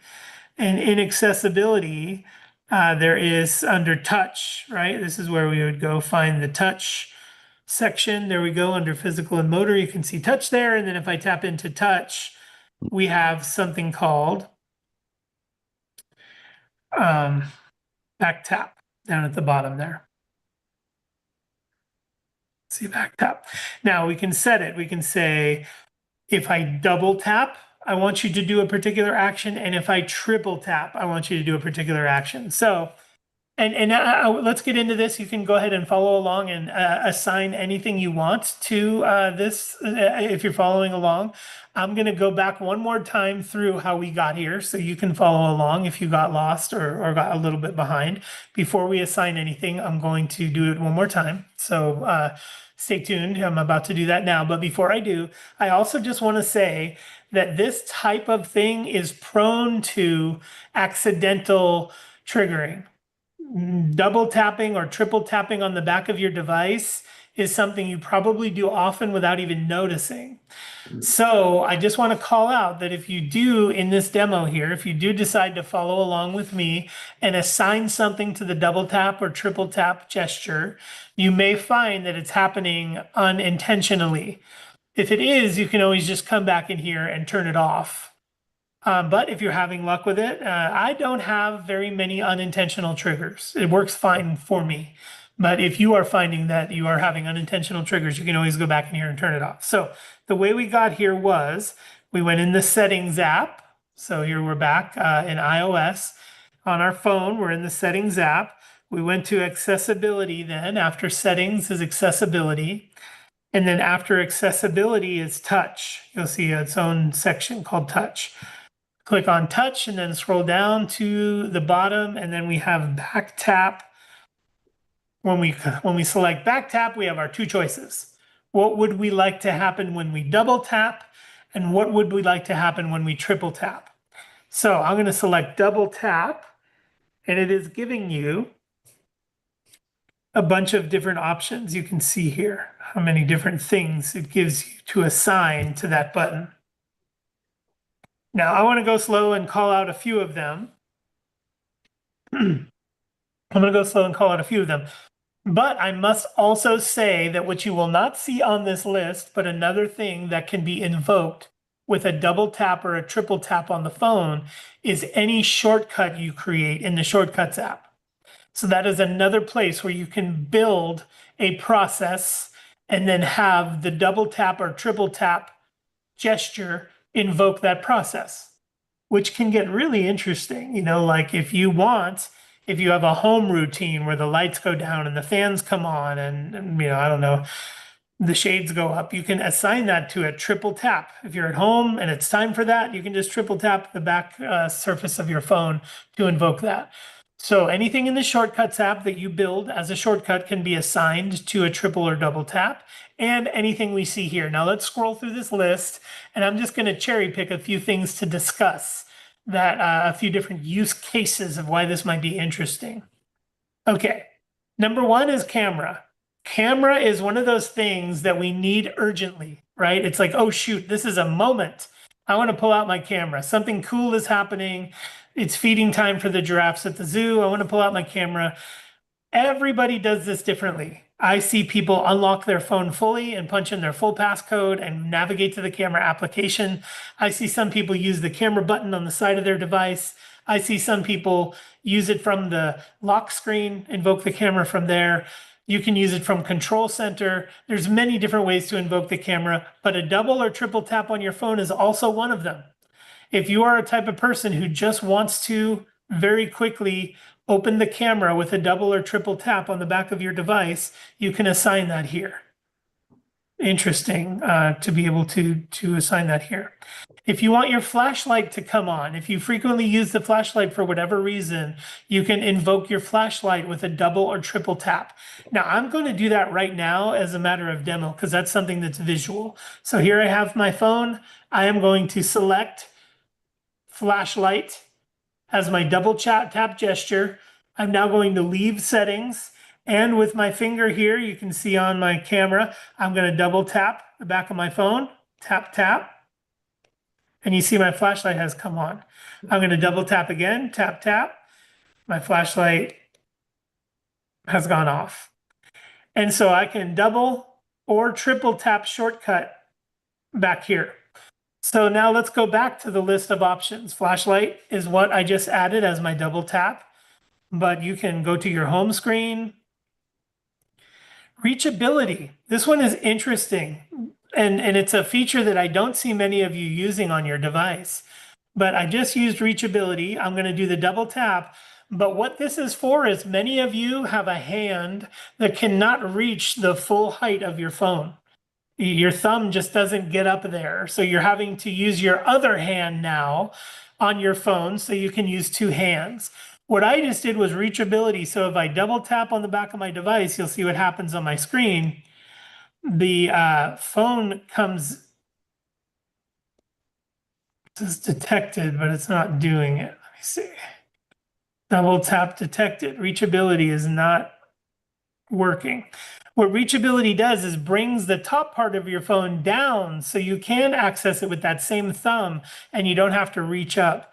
Now, I don't know why it isn't working properly. I suspect that it has something to do with being on Zoom, that it cannot render for whatever reason. I'm going to double tap again, see, does it detect my tap and is it invoking my reachability? Nope, it looks like it isn't. That's okay, but you get the hint that if you want to continue to use your hand with use your phone with one hand, it will lower the content down for you so you don't have to use your other hand. That's called reachability, and that is one of the options there. I'm going to continue through the options under the tap and talk about a few more before we move on. So reachability was another one. Your flashlight. The home app, you can bring the home app open. The magnifier, just like we just talked about, if you don't want to do the triple tap on the wake sleep button and you'd rather do the double tap on the back surface of the phone to bring your magnifier up, that is in the list here. You can see that there. Speak screen, that's another one. I also find myself using Zoom a lot. And so Zoom is another one. It's different than magnifier. I'm going to get into Zoom in a minute, but that's another one that you can invoke by the double tap. Here's an interesting one, which is save to photo album. If you're looking at something, you can take a screen capture. It's basically the same as taking a screen capture, but you can do it by the double tap instead of having to hold the two buttons. Everybody has different levels of mobility in their hands and stuff, and sometimes it's easier for somebody to just double tap the back of the phone instead of having to use two hands and time it right to get the two buttons pressed at the same time. This is an alternate way to do many of these things. You can Hey, see Pete. also, yeah. I noticed one in there called, excuse me, join images. Is that one you created? Let's see, join images. I don't think so. I think that might be on there. Is it on yours? You see I'm join seeing it images? on your screen, in the middle of your screen. It says join Yeah. images. Yeah, I wonder if it's on yours also, though, if you go down to Okay. this list, because I suspect it's pulling that from the Shortcuts app. There's a join images shortcut, so I think it's pulling it from that app. Yeah, as a matter of fact, a lot of these are being pulled from the Shortcuts app. You'll see any shortcuts you have in that app here. So yeah, that's a glimpse into the shortcuts. But look at that, scroll down and scroll up. That's another interesting one. Maybe it's tiring for you or the mobility in your thumb makes it difficult for you to be scrolling. Then you can just double tap the back to scroll. Lots of different things you can do with double and triple tap. But what I like about it is that you can do these things without having to reach for the fidgety buttons. Look, volume up and volume down is another one. Maybe you just want to adjust the volume without having to either use another hand, or I've seen some of you put a case on your phone that makes it very unwieldy to press the buttons. It's hard to get to them. They're mushy when you press them. This would allow you to turn your volume up and down without having to press the buttons. So lots of different use cases here in the tap shortcut area. And I highly recommend that if there is a frequently used item like your flashlight or camera, that you assign it to this double tap shortcut so you can easily. Oh, here's another great example. I forgot this one. This was a good one. I was teaching this the other day, and this one came up. Just like on your Mac, your iOS devices have an undo command. Now on your Mac, you use your keyboard to do the undo command, right? You do the Command Z on your keyboard to undo something. So if you type something and it isn't the right word, you can undo by doing Command Z on your keyboard. Well, on the iOS keyboard, there is no Command Z function for undo.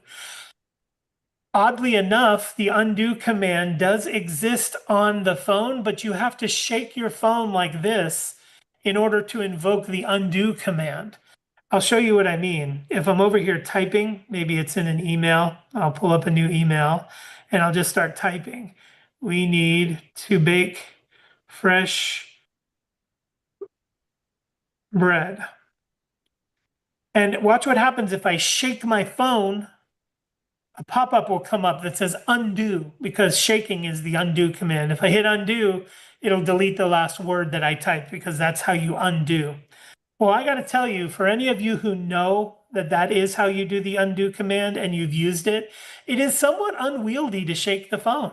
You have to really get into a big shake on the phone, and maybe you don't have room, or maybe you don't want to be shaking your phone around.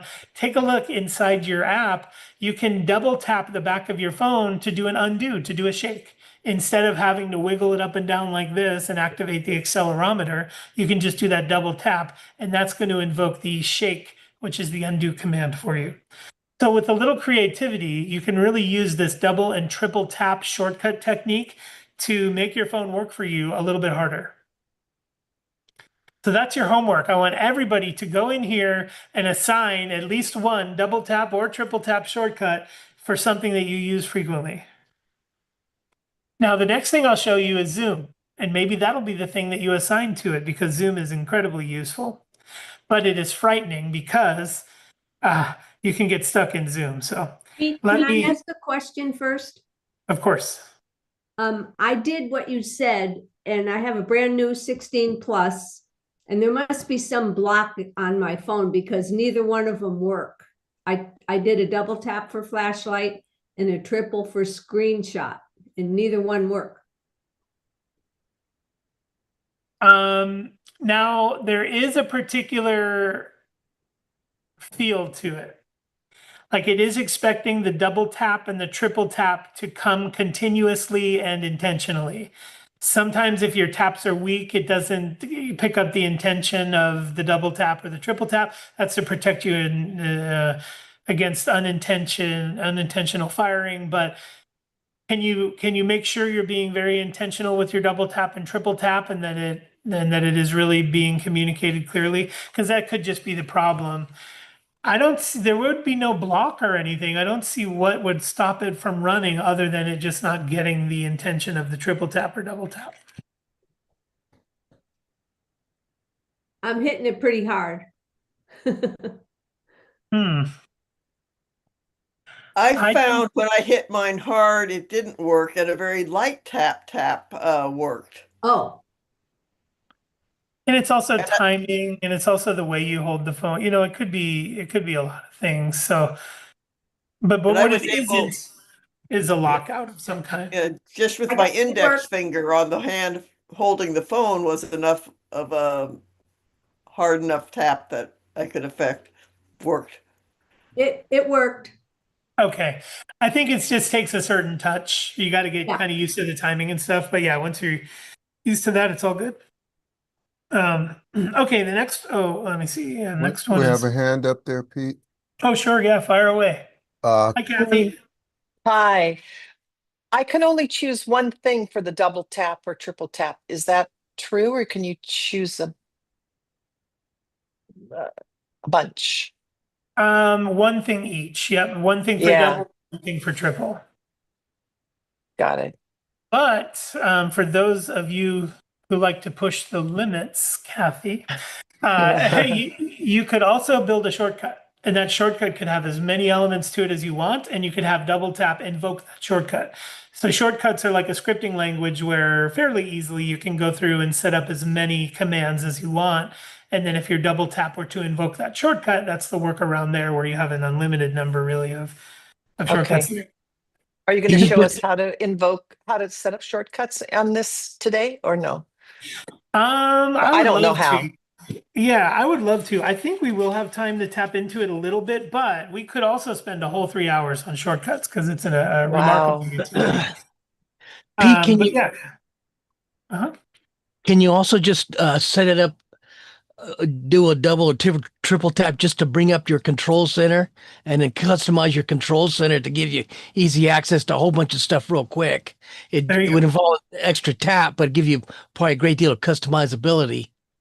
Yeah, what Al's talking about is the control center, and the control center now has various different screens that you can customize, as you can see I'm scrolling through them here. So yeah, you could say double tap to a control center screen, and then that control center screen has the variety of buttons that you're looking for. You know, it has the 5 or 10 things that you'd want on there. But this is, Al, that's exactly what I'm talking about. With a little bit of creativity, you can grow the utility of this app to be pretty much exactly what you need. But it takes a little tenacity. I like to say, you got to be almost arrogant walking in there and poking at everything, trying to figure out how's this all work, and I'm going to figure this out, and we're going to piece these things together and make it happen. Okay, the next one I want to show is Zoom. I have been demoing this feature for years. I've been demoing this feature for years, showing people how to do it. But I haven't actually needed it for myself until recently. I really do need this feature lately. It's just something that I can't get past it. Now, let me show you something. When I'm on Safari, okay, and I want to zoom on Safari, it's easy. I just pinch to zoom, right? I can see the word clearer now because I'm zooming in. That's all I have to do on Safari is I just pinch to zoom. What word is that? I can't see it. I want that to be a little bigger. I pinch to zoom. No problem. But when I open up another type of app, let's just say maybe YouTube or something. No, stop bothering me. Well, I can't pinch to zoom. I'm pinching right now, but the text isn't zooming. I want to see what this little text says here, and I can't zoom. That's where iOS zoom comes in. Let me show you the difference. Now, this is pinch to zoom. We all do this every day, right? Whether we're using it on a photo, whether we're enlarging text, that's pinch to zoom. But if I go back to a screen that can't pinch to zoom, like this YouTube screen, I cannot zoom this in. I can do a, this is gymnastics. This is gymnastics, but I can do a 3-finger double tap, and this should be active on all your devices. Now, hold on. Now, don't do a 3-finger double tap yet. Let me show you what it does, and then I'm going to ask you to do it. It gets a little scary, but watch what my 3-finger double tap does. It allows me to zoom the screen into any zoom level that I want. Oh, it's not showing you on your end. I guess because it's rendered in Zoom, it's not showing you what I'm seeing. I wonder how I could get around that. No, it's not showing you the Zoom. Interesting. Okay, it won't show you because it's on Zoom. So here's what I will do is I'm going to highlight my camera and show you the old-fashioned way. Spotlight for everyone. And then how do I get rid of this? I don't know. I'll just stop sharing for a moment.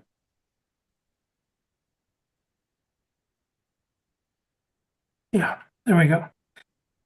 Okay, so what it does when I zoom is I'm gonna show you. There's my regular old screen. I'm gonna go to an app. Which app was I on here? Oh, YouTube. So there you go. I'm just gonna double tap with 3 fingers. It's not easy, but I'm gonna use those 3 fingers and double tap with 3 fingers. Watch, here I go. Double tap. What that's done is zoomed my screen in, even on an app that doesn't allow pinch to zoom. And I'm moving it around with the same 3 fingers I just double tapped it with.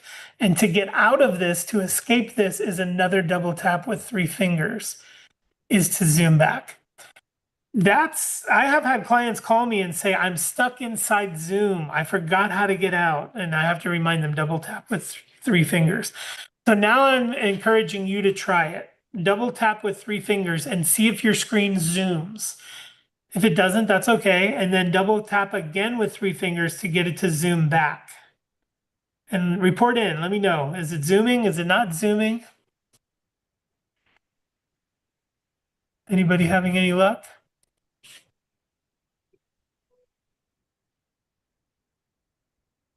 Not doing it. Nope, opening an app is what it does. Oh, okay.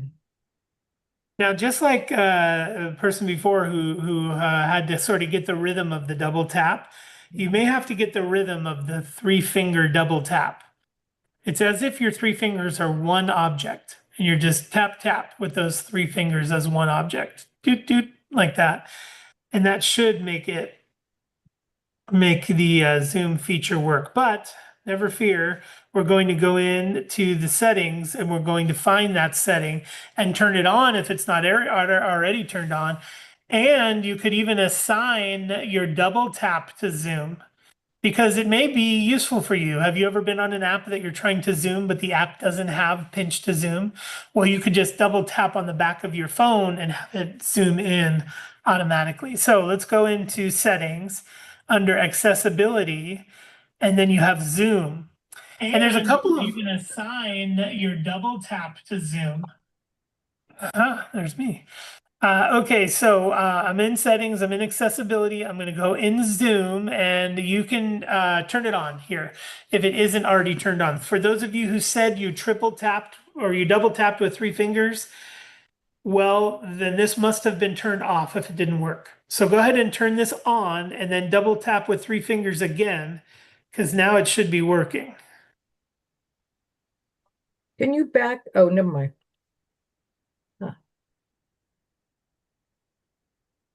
It works, Pete, but it doesn't work to turn it off. Aha, yeah, that's where it gets scary. You got to do the double tap with 3 fingers, just like you did to turn it on. You got to do the same thing to turn it off.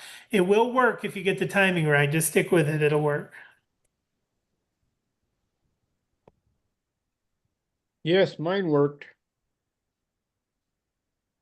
Now let's go into the Zoom settings and talk about the different utilities that are in there. Because what I like is you can use it as a window and not zoom the whole screen like a traditional magnifier. Let me show you. I'm going to go in Zoom now inside the Zoom settings. That's the one we just turned on there. And then I can go down to where it says Zoom region. You see where it says Zoom region? I'm going to click on Zoom region and I'm going to tell it window zoom. And what I like about this now is if I invoke the zoom feature, oh, it's not going to show you. Dang it. The same problem is it's not rendering because it's a zoom feature, I guess. But if you check that box that says what region you want, it'll come up in a little magnifying glass. So you're not having to drag the whole screen around. So try that if you're one of those who has tried this zoom feature. Go ahead down to Zoom region and click on Window Zoom and then try it again. And you'll get this nifty little magnifying glass so you can move around the screen by grabbing the little handle. You'll see just a little tiny handle. So go ahead and try that and report back. Let me know. Did you get the magnifying glass? Can you move it around the screen? I'm using that more and more lately. Does that look like something you'd use often?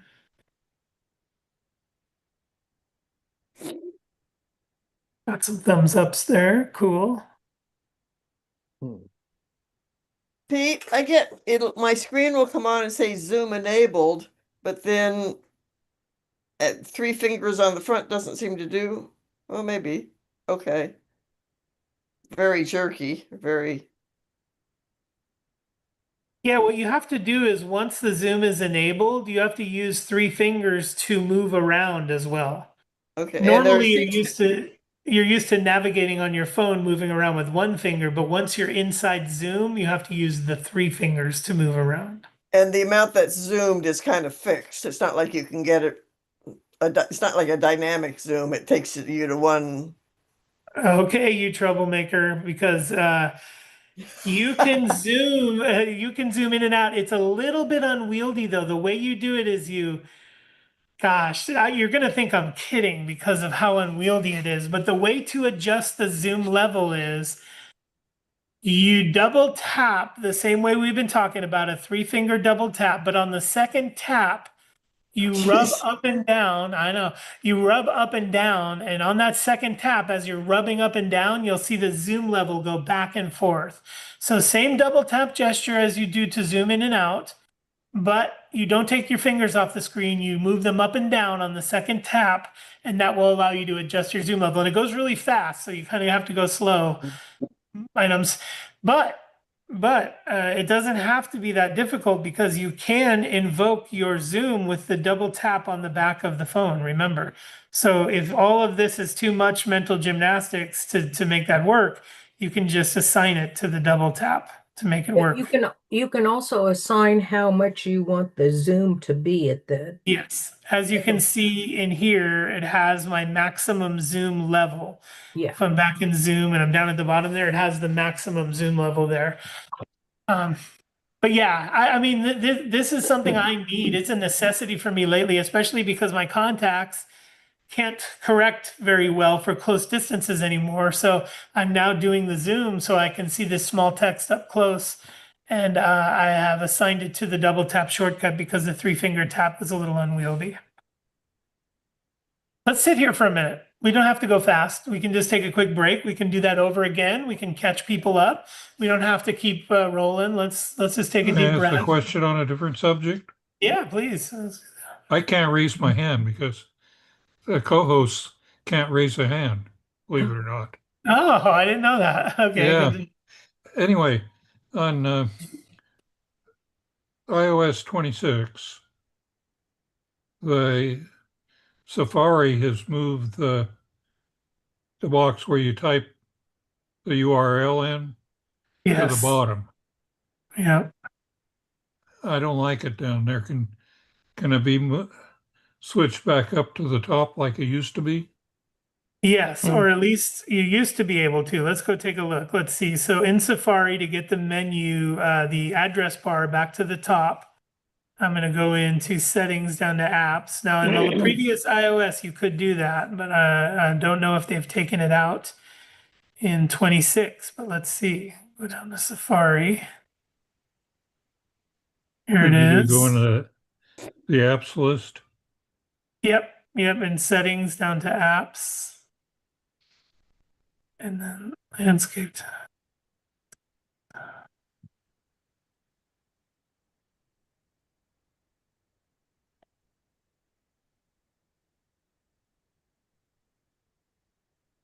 Interesting. Okay. So default search engine. Would it be a screen setting? Would you go down to tabs and then move it, hit the top button on the tabs? I don't think so. Well, maybe because let's see, because tabs, I don't think so though. Let's see, I'll click on top. Let's see what happened there. Yeah, there it was. Al, you're right. There it is right there on top now. It's weird that they call it tabs, but yeah, you go to the tabs area here in Safari and you change it from compact to top. Help That'll me, I'm stuck in Zoom and can't get out. Aha, yep. Yeah. You Me got to do too. that three-finger tap. You It's three not finger. working. It will. It will. It's got to. You just got to get it Yeah. right. It's like a secret knock. Once the secret knock is right, then you can. I've been Hey, where did you go, Al? If you go to this Safari, go to the The settings actual app? into apps Safari, and then you go down to the scroll down and until you get to the tabs. And if you have it at the bottom, it'll be on. Whoa.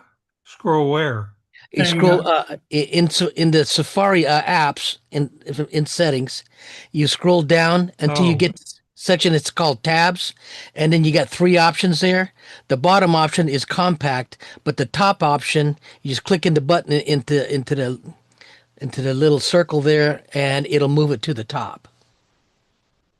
Wait a minute, I'm getting there. Pete, I got it up on the screen. I have a case that has something that allows me to charge it on a station. Is that prohibiting the tap from working because it's not hitting the actual phone?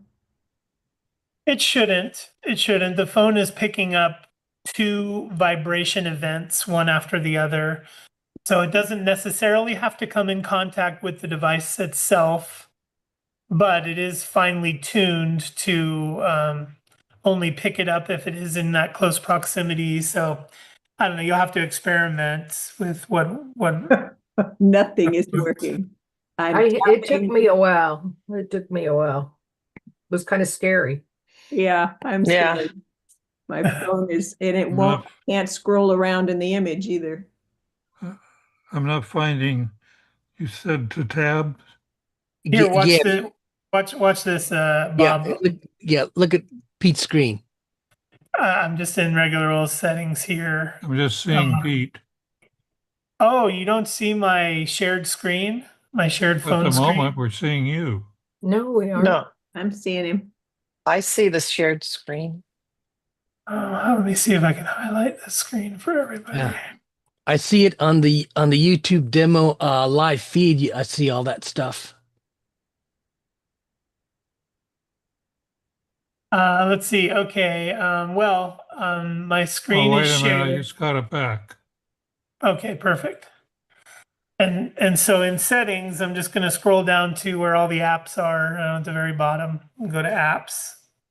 So then we're in the list of apps. Head down to Safari. And then in Safari, we've got, as we scroll down, the tabs portion where you can go compact, bottom, or top. And top is where you'll change it to the address bar being at the top. That's where I am. I just didn't see it. Spaced out. Now, I don't recommend you move it to the top because Apple had a lot of intention for why it moved to the bottom. One of which is that you can swipe through your open tabs with your thumb at the bottom with a swipe gesture, or if you move it to the top, you can't do that. But yeah, it's one of those things where you may want to hesitate to do that. I like the bottom. Yeah, once you get used to it, Bob, you might like it. Yeah. No, I've 2 or 3 weeks now. I'm however long it's been out. Well, actually, I was doing the beta and I fell out of love with it long ago. Uh, The top, you mean? Uh, You mean at the top, you fell in love with that? no, I fell out of love with it at Oh, the bottom. oh, okay. Don't like it that way. Uh, and by the way, Pete, some of us older folks doing a three-finger tap is literally impossible because of the yeah, shape of our hands. that's what I was afraid of. Yeah, it is. Yeah, It is so it difficult, doesn't but work that's for everybody, is the But that's point. the reason why I wanted to show you how to connect it to like the double tap feature. In fact, I'm going to go one step further where you can even have on-screen controls to do that kind of stuff. But yeah, I do understand that there are mobility limitations all around. You know, even perfectly able people sometimes have trouble doing a double tap in the rhythm that it needs. You know, they say, I can't get the double tap right, so there's a lot of limitations, but that's the beauty of this is that you'll find the solution that's right for you inside of accessibility because there's so many different ways you can access these things. Right now, we're talking about the double tap. We've talked about the swipe down from the top, the triple click on the sleep wake button, but we're going to get to even more like an on screen controller and stuff like that, different ways to control it. But yes, but to Bob's point, you'll piece together all of the utility found here in a way that works for you because one size does definitely not fit all. Okay, so having said that, I'm gonna open up accessibility again and get into voice control. Let's get into some voice control. So I'm gonna go into settings, get into settings here, and then I'm gonna go to accessibility. And then under accessibility, I'm going to go to voice control.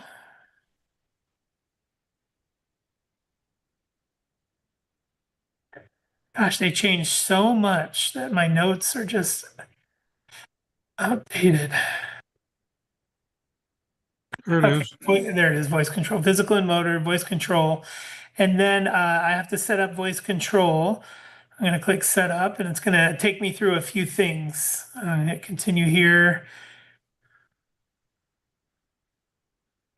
Okay, there is a tutorial here if I needed it, but let me make sure voice control.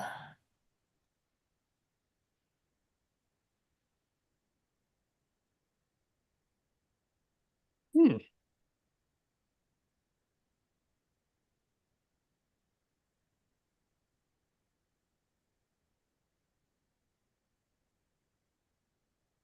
Okay.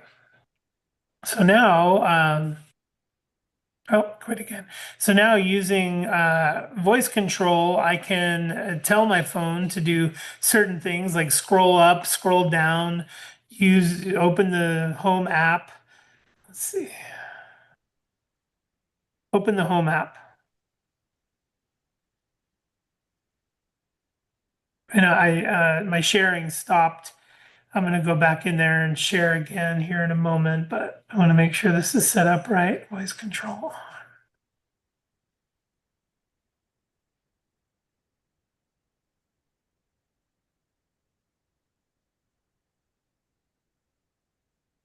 Tap continue.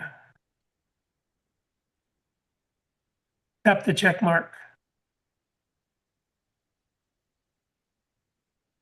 Open the home app.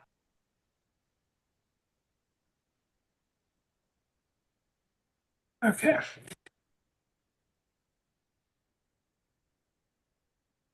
Anyway, it may be good for you to go through the little tutorial so you can see what kind of things you can do. You can add to its vocabulary. It's really cool to just be able to control either your phone or your iPad. You can set your iPad up and control it with your voice. But it's just yet another way that you can control your device with your voice. And it will do what you say. If you say open up an app, click on a button, it just goes through and does the things you're telling it. Pete, can you set it up to do a shutter release on a photo if you want to be into photo or something with Ooh, your camera on good a idea. tripod? Absolutely, yeah, yeah. Using voice control, you can trigger the shutter. You can basically anything that's on screen you can interact with your voice. Yep, absolutely. So if that's useful for you, if you like to set your iPad down and you just want to say commands to it, you can pretty much find your way to do anything on the iPad with voice input. Um, it'll open any app, it'll press any button. You can pretty much use it for anything using your voice. So nifty, interesting, very cool feature there. Pete, I still can't use mine to do anything because I'm stuck. Okay, let's get that triple finger double tap thing done. I don't think I set it up that way. I can't scroll the screen to even turn off Zoom. No, the only way you'd be able to scroll the screen is with three fingers. If you put three fingers on that screen and you move it around, it'll move around. Confirm that for me, will you? Yes, I just turned it off and I'm not turning it on again. Thank Oh, you. you did. You got it. Okay, good. Too Good, scary. you got it. Yeah, it is a little bit scary. Like I said, I've had clients call me frantically saying the Zoom is turned on and I can't get it off. It is that triple tap. It just does take some finesse, but there it is. Okay, let's see. Yeah, this is interesting. I'm gonna go to accessibility.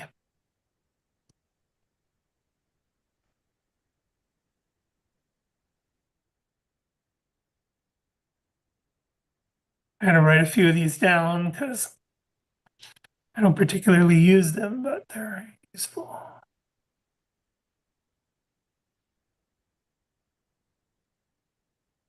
One thing that you may not be using but could be useful is that you can obviously you can assign custom ringtones to whoever you want, right? You can make whatever song you want, whatever person you want's ringtone. So if you didn't know that, you can. And then you can also create a custom haptic pattern for a person if you want.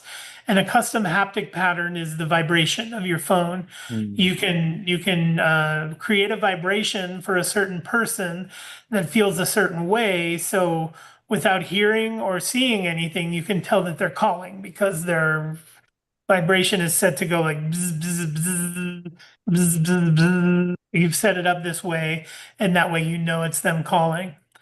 The third measure of incoming call, you can do their ringtone, can be custom. You can make their vibration haptic pattern custom, and you can also make the LED flash either for everybody who calls or only for particular callers. This way, if your phone is face down and if your phone is face down and you're listening to something else or you have headphones on and you want to know if somebody's calling, then it'll flash onto the ceiling, kind of getting your attention that there's a caller. So if you are engaged in something where you can't hear, but you do want to monitor whether somebody's calling, you can turn on that as well. So you have custom vibration patterns, LED light flashes, or custom ringtone for people who are calling.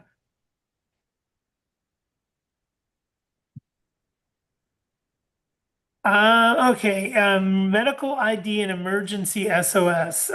This should be set up by everybody because in today's world, it's different than it used to be.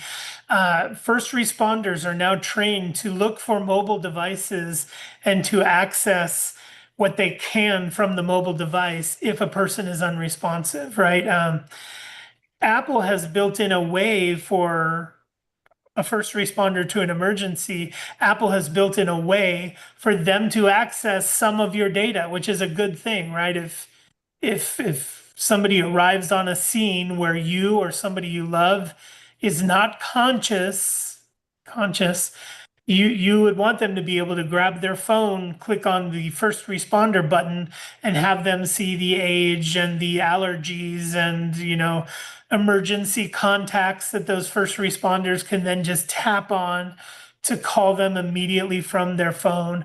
Like these are important things that we don't necessarily think of every day because hopefully we don't have the need for this utility. But I highly recommend that you follow along with this and you make sure that you are entered into your phone as, let me rephrase that your emergency contact info is entered into your phone in the right place where first responders can access it and contact your loved ones. So we're going to go through that now so you can ensure that you have it set up properly so it can be accessed by first responders. Now to do that, I'm first just going to show you what that would look like to a first responder by sharing my screen.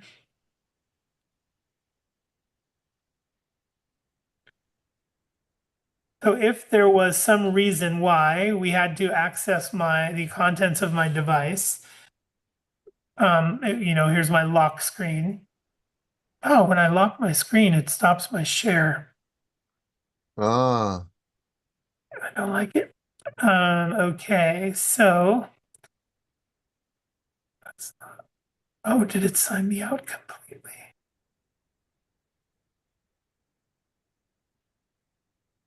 Okay, well, never mind.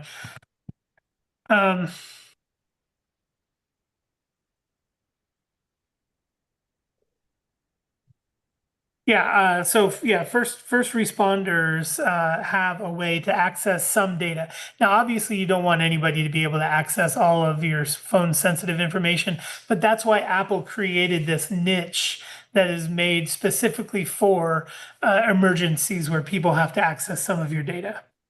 And you get to be in full control of what data is available for those people to access. So let's talk about that and let me show you that now. So just to make sure that you are currently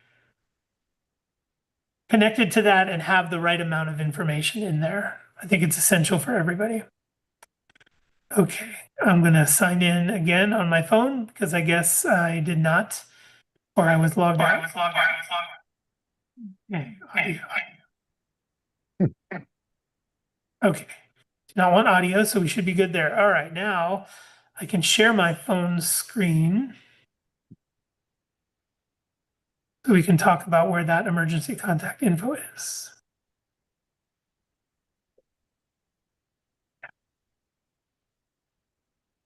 Okay, and that emergency contact info is going to be in the health app. So if you are following along, please open the health app. I will here.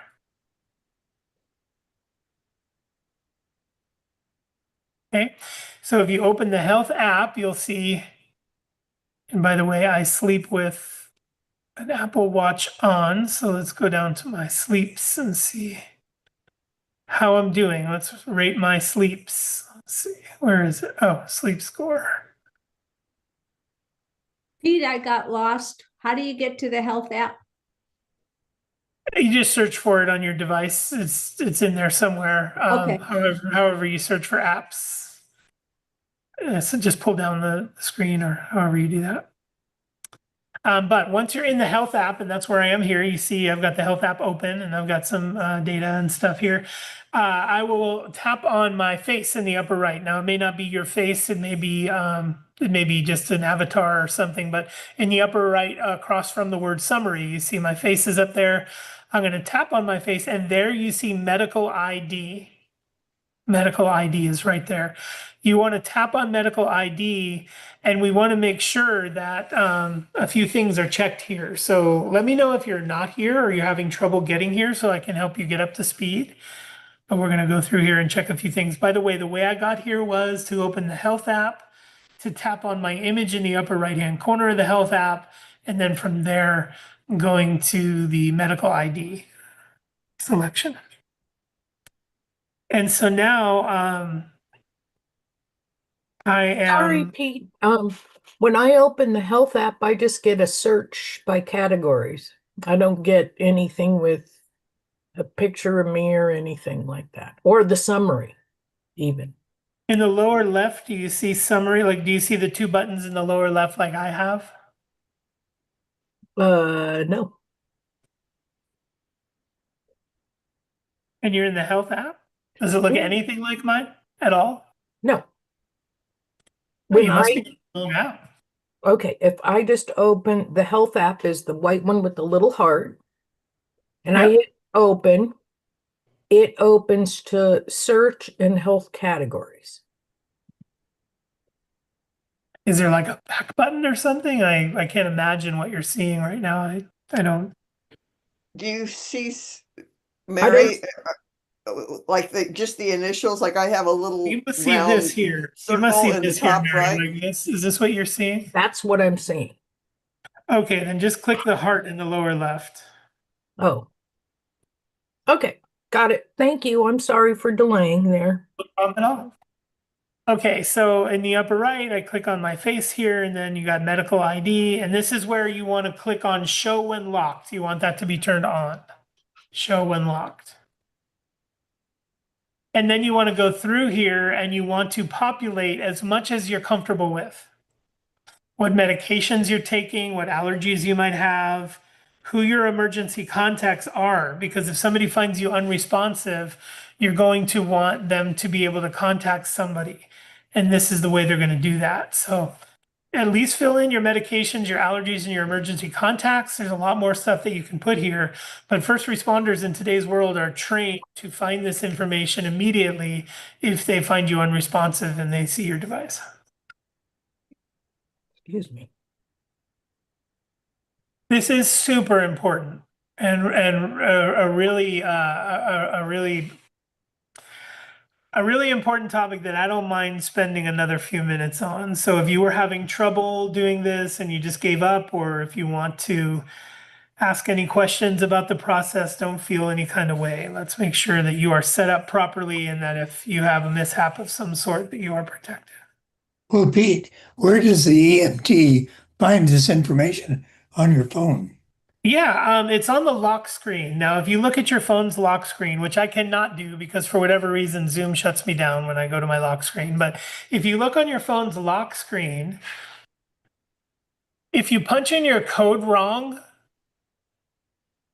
you'll see an emergency button show up. And if you click on that emergency button, it'll allow you to access the medical ID stuff that we were just looking at. What if you have Face ID, then it doesn't show, it doesn't do that. If you have Face ID, it unlocks your phone automatically, so Right. you never really see the lock screen. If you put your thumb over the Face ID projector, it will not unlock your phone. Therefore, you can see what it would look like if a stranger was handling your phone. Because for you, it's unlocking it, but for a stranger, it would not unlock. They would see the emergency button, and if they click the emergency button, they could then see that information. Where's the projector? At the top of your phone, there's that little island with the stuff in it, and it's nestled right in there. Okay, all right. Thank you. Sure. Okay, so that is medical ID we talked about. I think it's super important that you have it set up so somebody who may find you unresponsive can immediately call somebody and let them know what's going on with you.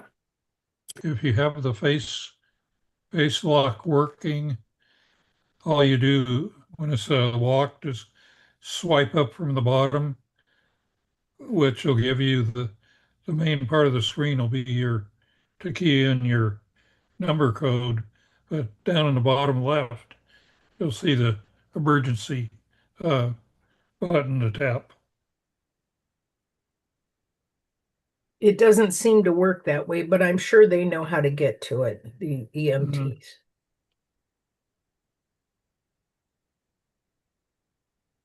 Okay, let's see some other cool things that we can check out here. Well, first, as I get into my list of sort of bonus wow things, just little cool other, things, some camera features and whatnot. I just want to pause, see if there are any questions or anything I didn't cover that people were hoping I would. We do have plenty of time, so before I get into the bonus things, let me just check in. How's everybody doing? And is there anything you want me to re-go over or anything I didn't cover that you thought I might? No, I'm so good that I covered all of it. Loved it so far. Loving it. Good. Good. Okay. Then, yeah, a couple of other things that I think have some cool factor that I would like to kind of get into. I have a whole page on audio and sound and stuff, but I think assistive touch. Let's look at assistive touch. This can be useful for those with limited mobility in their hands. And what this does is brings a new little gizmo to your screen that will assist you in the basic gestures of iOS. So let's get into that here. If you are following along, and I promise no more scary things that can't be turned off like Zoom. We're going to go to assistive touch. So we're going to go to settings here. I'm going to launch my settings app, back to accessibility, which I am in accessibility, and then back to touch. So down to that touch button there. And then assistive touch turned on. So assistive touch is off for now. I'm going to turn it on. Now I'm just going to turn it on. I'm not going to customize anything yet, but I'd like you to follow along, even if you are going to turn it on yourself so you could see. First, let me run you through a quick demo, and then I'll give you a minute to turn it on and play with it yourself. But as you can see now from my screen, there is a new character on my screen that was not there before. It's right above the mail icon. You see that little glowing circle there. That glowing circle is a movable menu. I can move this thing around my screen anywhere I want, and I can drop it anywhere I want. When I tap that menu, it pops open with different mobility functions that may be harder for people. Like, for instance, I've heard some of you say, I want to open Control Center, but when I swipe down from my screen, it doesn't open Control Center. It frustrates me. It does something else. Well, if you wanted to have this little gizmo on your screen, you see I have it sitting there on my screen, I can tap it, and that will give me a Control Center command that I can tap and invoke Control Center without having to do that swipe gesture, because you might be one of those people where the swipe gesture never works for them. Now you can see that that new character on my screen is pretty much unobtrusive. It just sits there. It's not bothering me. I can move it around to wherever I decide to. And underneath the hood of it are lots of interesting things like the control center. You see the home button there. I've got scroll, custom, where I can put any custom thing I want there. Remember the Siri button? Some of us missed the Siri button. You can bring the Siri button back there. You see it in my little button cluster. Or notification center. That's another one where I've heard some of you say, hey, when I swipe down from the screen, I'm not seeing notifications. Well, in this little gizmo, you can tap and your notification center will pop up because of what's in that little gizmo. So let's you follow along now. I'm going to go through the whole process again. You follow along and get that gizmo on your screen, and let's take a look at some of the features of that gizmo. So I'm going to go back to settings.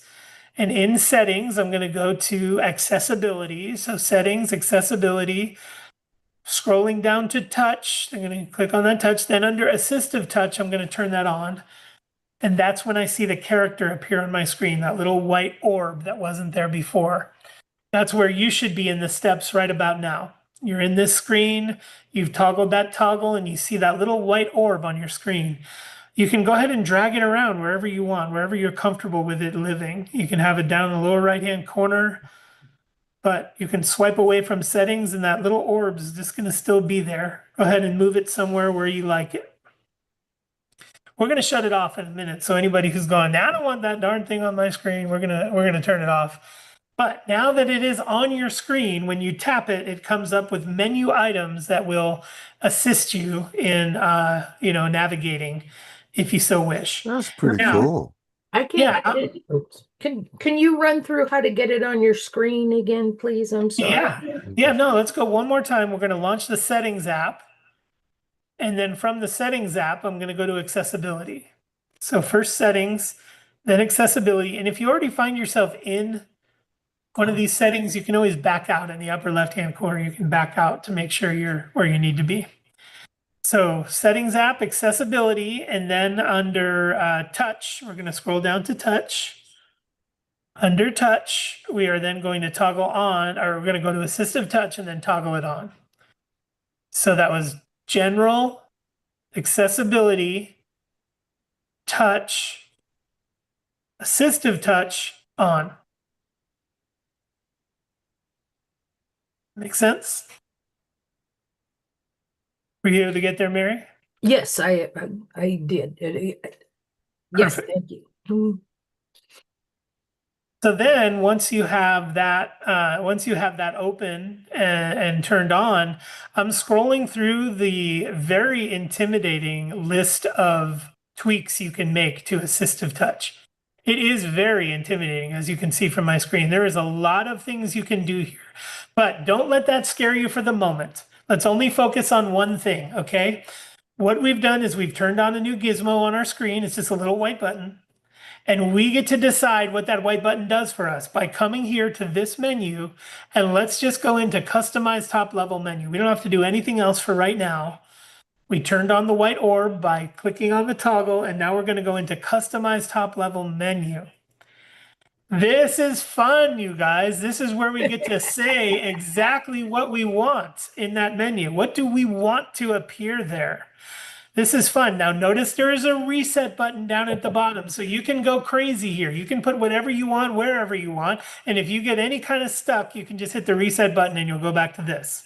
Now let's see what kind of options are available there. I'm going to click on one that I probably, let's see, custom. There we go, custom. What can I put there? That is, oh, here I can launch the front camera if I want. Let's see, I can lock rotation. You know what that means? When you know how when you turn your phone, the contents also rotates, and sometimes you don't want that. You just want it to stay locked. Well, there's the lock rotation feature that you could plug into here. You can take a screenshot if you're not comfortable going up there. So I'm going to add that. I'm going to add screenshot to mine.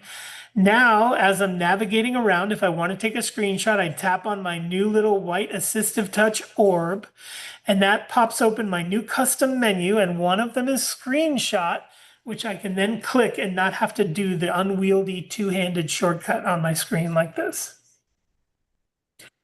So you How get did to you be get to that master. list? Yes, How let's did you take get to- how we got to that list. Okay, I'm going to go back to settings. And in settings, we're in accessibility, right? And then Yeah. in touch. And then under touch, we have assistive touch. And then under assistive touch, we have customized top level menu, which is what we want. And then if Yeah. you tap on any of those icons, you can Oh. change it to whatever's in the list. Okay. So I'm going to click on another one and say, let's see, what else do I want live on my screen? Slide to type, move menu, doors. Wow, there's lots of, oh, I can invoke a shortcut. So if there's any shortcuts that I want to invoke, I can. All my shortcuts are here. Oh, and it even says shortcuts. I see that little header there. It shows you that your iOS shortcuts are there. Let's see, dwell controls, assistive touch. Ooh, now eye tracking. That's another one where you can move a cursor around the screen just with your eyes. It'll follow your eyes around. And you can do that. I mean, there's just so many things once you dig in here. Here's another one where you can,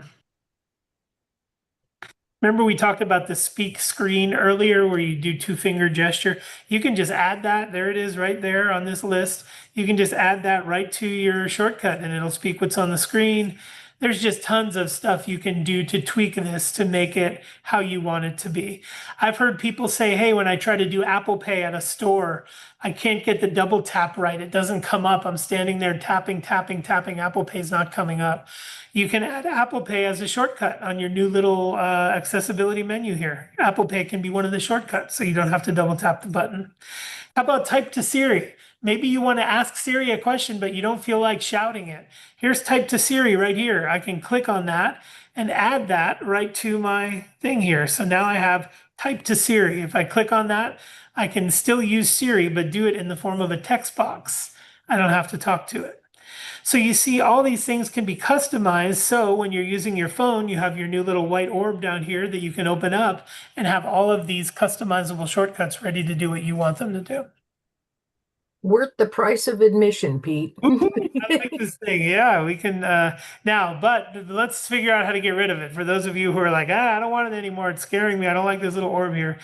You certainly can get rid of it by going back into the settings, right? We'll start with settings and then accessibility, back to the touch section, back to assistive touch, and just toggling that off. We can easily toggle that off. Now, for those of you who are liking this and you like the customization, let's scroll down a little further. For those of you who want to keep it simple, stop listening. But for those of you who want to scroll down a little further, take a look. A single tap can do many things. We can have a single tap of that little white orb be a lot of different things. We have it as open menu right now, but it can be all these different things if we want it to. A double tap can be all these different things. So double tapping on that little white orb could do any of these things that you want it to do. And a long press can also be programmed. So this new little white orb companion you have sitting on your screen can be programmed for a menu, a double tap, and a long press. So imagine the mileage of utility that you can get out of that little white dot if you set all this up to match your frequently used use cases at home. Hey, Oh, God. Yeah. Yeah, when you go to customize a top level menu and you can you tell it what icons you want to appear, can you move those icons around to appear in a certain sequence? Well, yes, but it's kind of a workaround. You have to change Okay. each one to be in this to be what you want it to be. You can't just drag them around, but I could go here and change it to the sequence that I want and so forth to make them in the order that you want. You can also Gotcha. reduce the number of icons here if you only wanted it to be 4. The ones you use every day, you could reduce it down to 4 by using the minus sign here. You could just reduce it to the number you like. What's the maximum number you can put there? Is it 8? Yeah, you know me. I wanted like 200 there. Yeah. You need to have another shortcut to the shortcut. Yeah, but this is amazing too because there is a way here that you can record a custom gesture.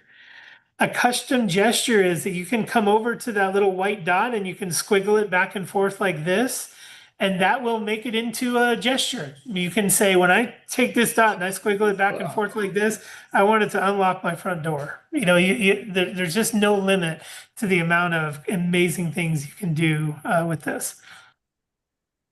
Pete, could Incredible. you go in? I have a star on there that says custom, and when I click on, I'm not sure what, I mean, it's subset.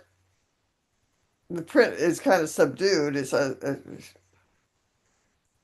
Yeah, you probably have, let's see, this star here that says custom. Is yeah, that well, what it you're says the custom. Yeah, yeah.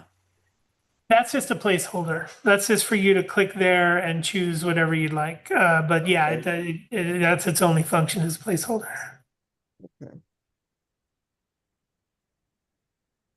Yeah, so another amazing utility that you can keep right on your home screen. You can move it around to wherever you like and then just tap it to invoke it whenever you want. You can use a double tap shortcut, a long press shortcut, and you can even put formulas from your shortcut app in here to do whatever you want them to do.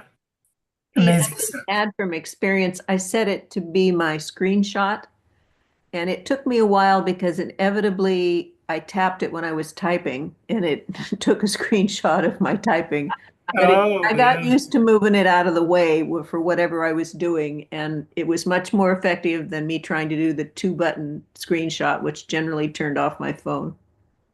Yeah, I got to tell you, folks, next time you're maybe just kicking back in your easy chair, get in here and figure out what you use the most and assign it to these shortcuts. Because, I mean, it's one thing to demo it and get the wow factor. It's the other thing to live it, to have these things set up and double tapping and using this widget on your screen to invoke different things. It really does. It's like a bicycle for your iPhone use. It's really cool.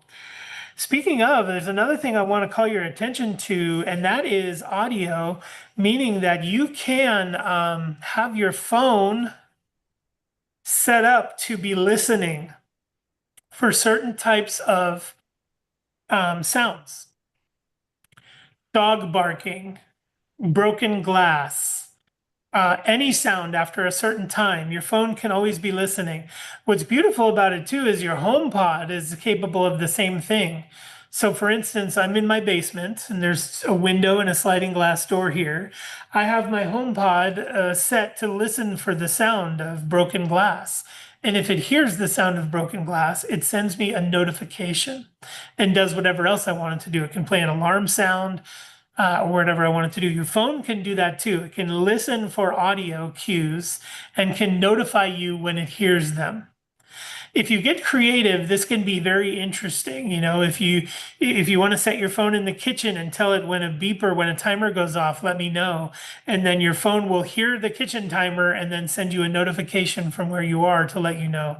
Or if you have a dog home alone and you want to keep a device like your iPad on and listening, or your HomePod on and listening, it'll tell you when your dog's barking if you want to tune into your camera and see what's going on. But iOS has that built in where it will listen for sounds that you can then have it say, when this sound happens, I want you to trigger this action. If you hear broken glass after midnight, I want you to do the following things if you hear broken glass. So there is the ability to set those things up as well.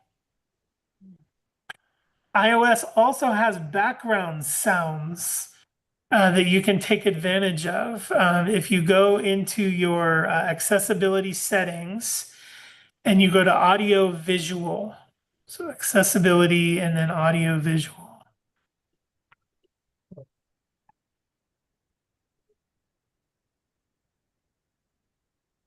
And then you'll see background sounds in audio visual.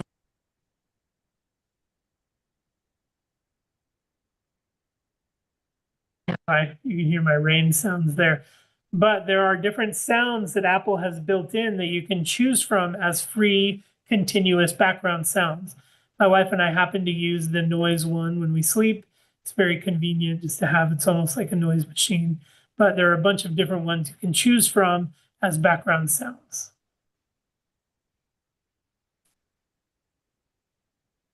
And you can make it so if you double tap on the back of your phone, then the background sounds come on. You know, there's no limit to the combination of ways you can set all these different things up.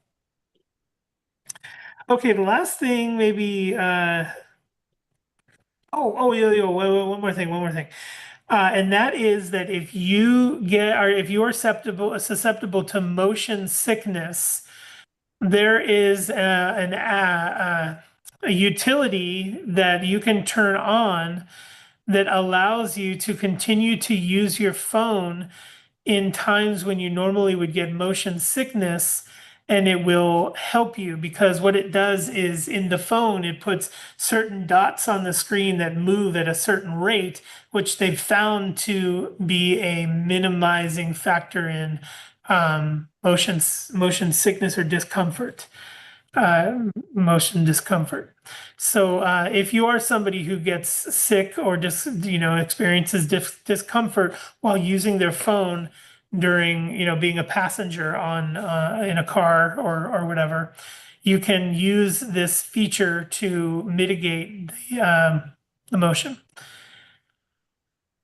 But a couple things about that.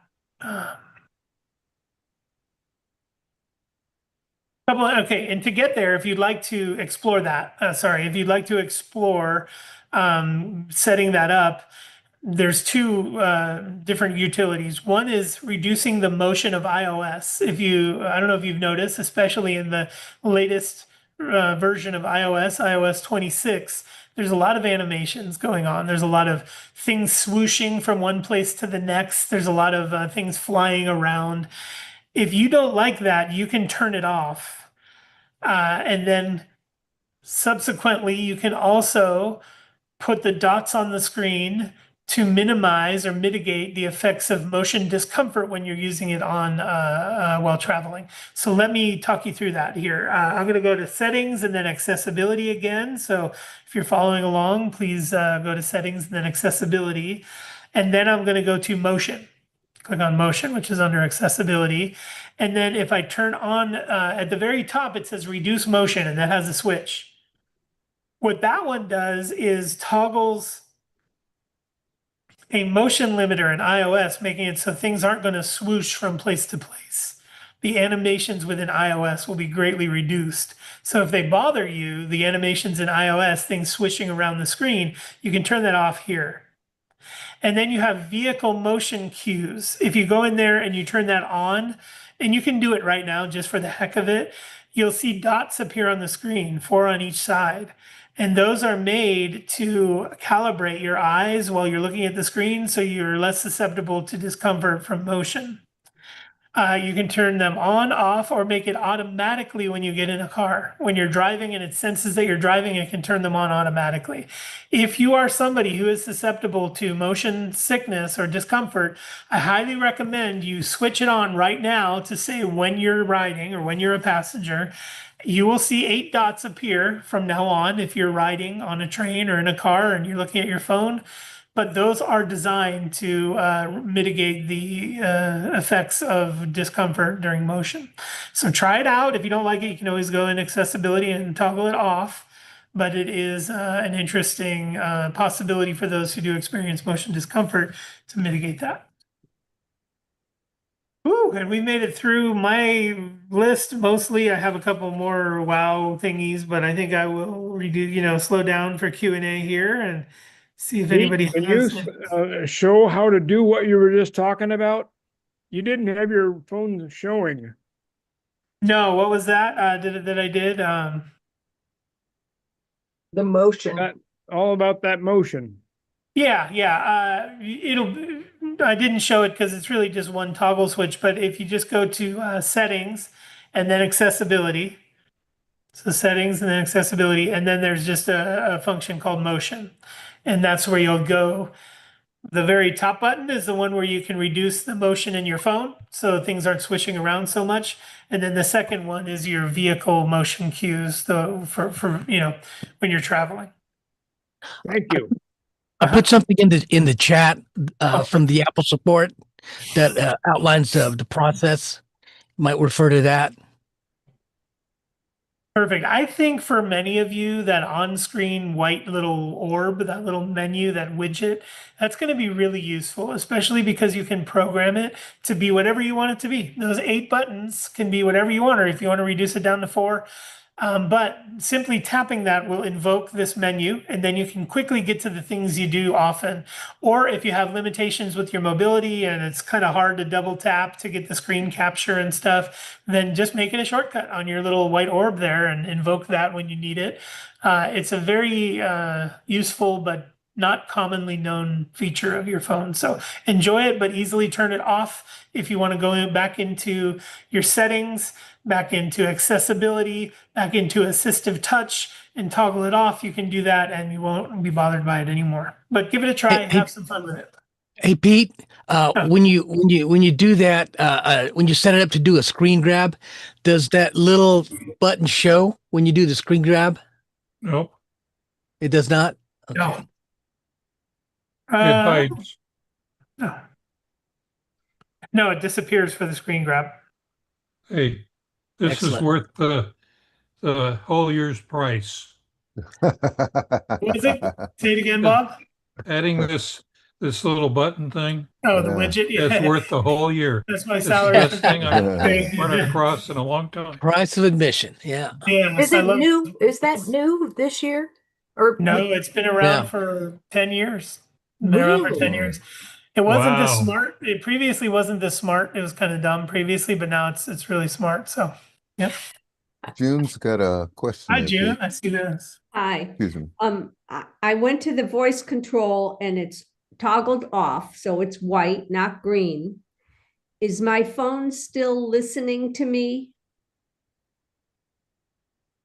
Well, not for the voice control anyway. It's always listening to you, unfortunately. Sadly, it's always listening. But yeah, once the voice control is turned off, then no, it's no longer awaiting commands for that particular thing. Okay, thank you. Welcome. well, if you turn that off, can you use Hey Siri? Yeah, voice control and Siri are 2 different utilities. So yeah, luckily they use 2 different sides of the brain. Okay. Pete, I have a hard time remembering double tap single tap, which one's which. So I use the button for screenshots, and then I use Control Center. And after swiping about 50 times, I finally have it so that I can get the Control Center on the first swipe. And it makes it easier to find all those things. Very nice. Yeah. Yeah, I think Technique. it's uh-huh. Go ahead. I'm sorry. Just technique sometimes, a little practice. I know what you mean. I had the same difficulty sometimes bringing down the control center. Yeah, it just doesn't Yeah. fire the way it's supposed to. It's like I see like using your phone is it's like eating steak, I think. Like steak is such a personal thing, you know, like what one person's steak preparation is disgusting to another's and vice versa, you know, like everybody has such different needs in terms of you know what they like. It's same with your phone. We all do such different we all access things such different ways. If I asked 10 of you how you access your camera, you'd probably, all 10 of you would have a different answer just because of the way we use our phone is so personal and so tailored to us. What I've showed you today is 60 ways to make it even more personal, more tailored towards you, and to make it work for you in a more customized way. I've heard so many great examples, even just on this call today. Somebody said, "Oh, it's hard for me to double tap. It's hard for me to pull down from the top." But with this type of utility where you have the one button you can click and assign all these different things, you can assign double tap to it or assign control center to it. It's a great way to make the phone and the gadget even more yours. Don't forget your iPad too. Your iPad has that same little white orb. You can activate it in assistive touch. You can move it around your iPad, let it sit wherever you want, and then activate that menu whenever you want. I encourage you to get in there and get those things customized because it really does help. So on the Yeah, iPad, it won't automatically duplicate what you've done on the phone. Nope, Yeah. totally separate. Yeah, it doesn't sync or anything like that. And I think with the iPad, you can have a bigger menu, more than 8 icons instead of just the 8. Yeah. Kathy's got a little question, I think. Oh, yes, I got it. I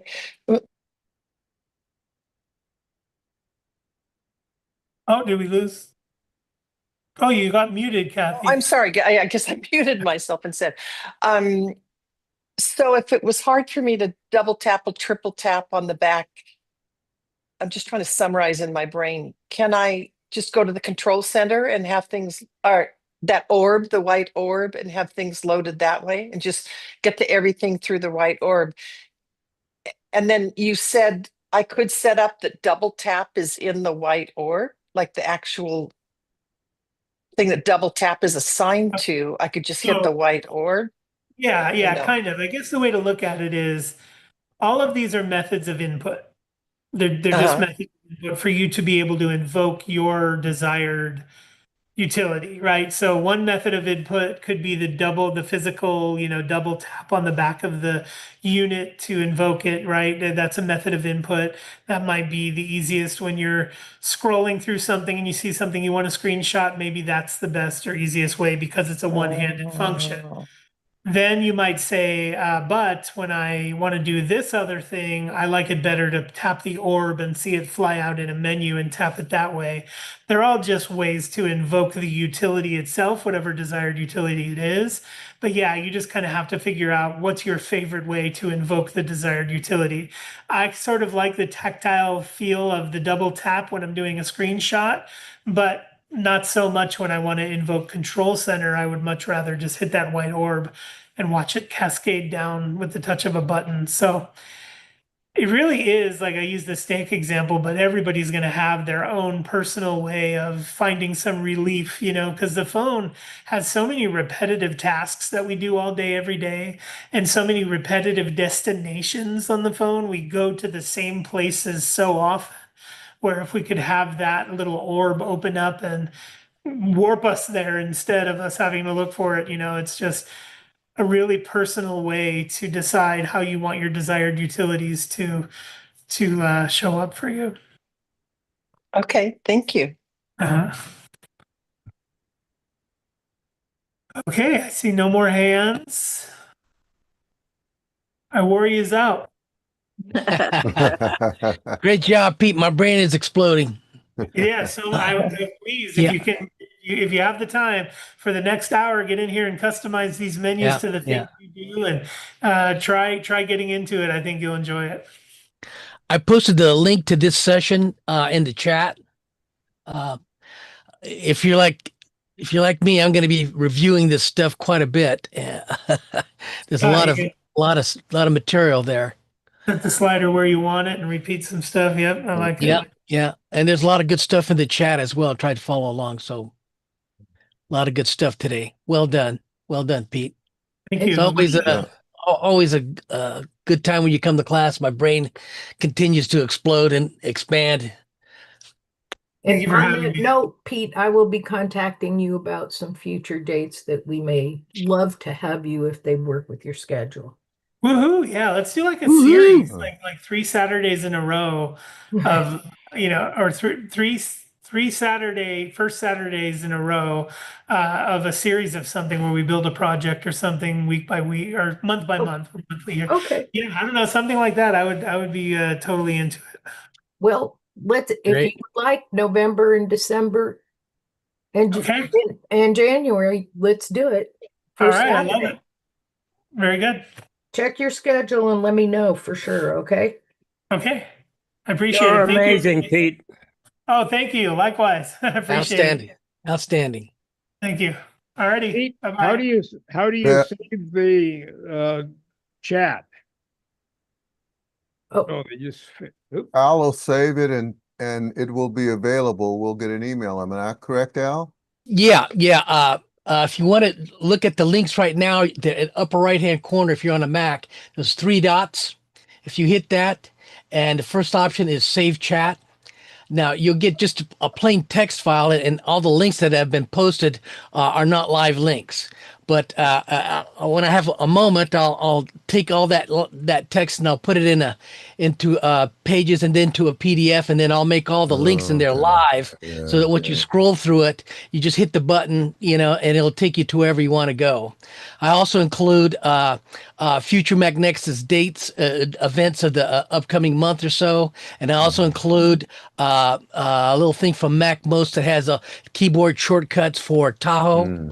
Mhm. And it's a lot of goodies in there, and it's a great way to, if you archive that stuff, it's always nice to go and refer to sometimes if there's anything that you found value in that.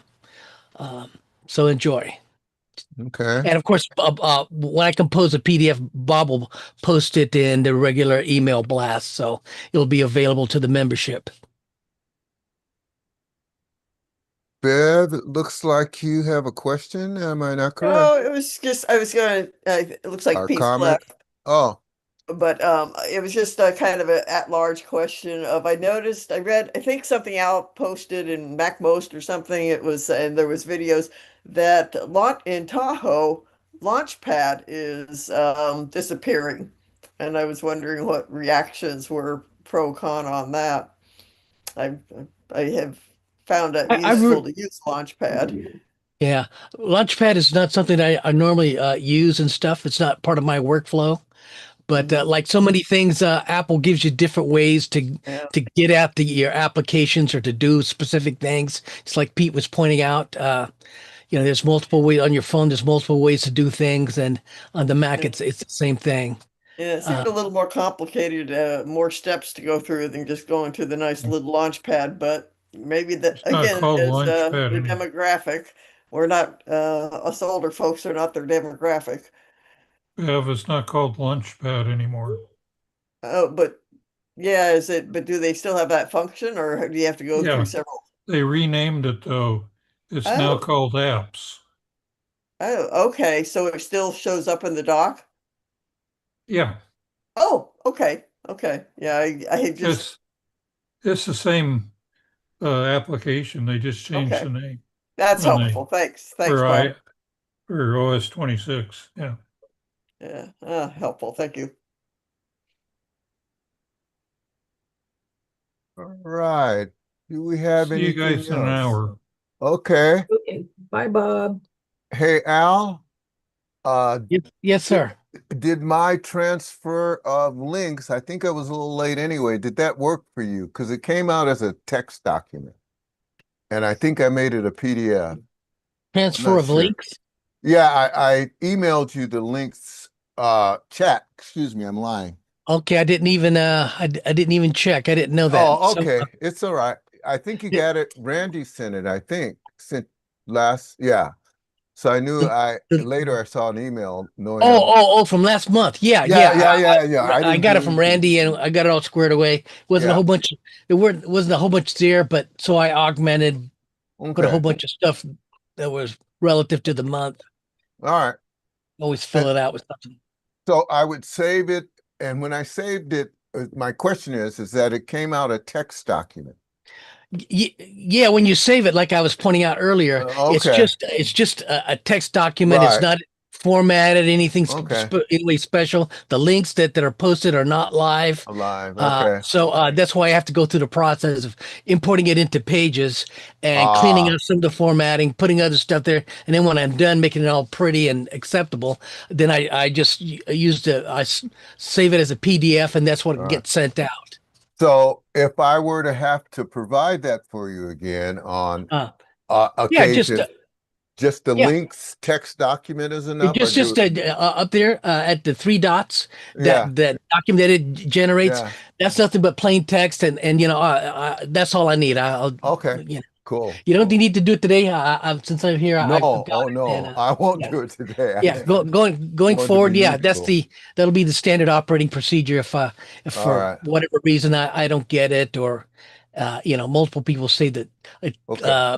Ken always saves the text just as a backup in case Okay. someone in case their computer Something goes down happened. or Yeah, their yeah. connection get disrupted. Because if your computer goes down, and you have to relog in, you Right. lose all the links that came were before. So Right. if someone needs to, have their machine up and running during the entire Zoom session to Okay. capture all the stuff that All of was in it. the chat. Oh, okay.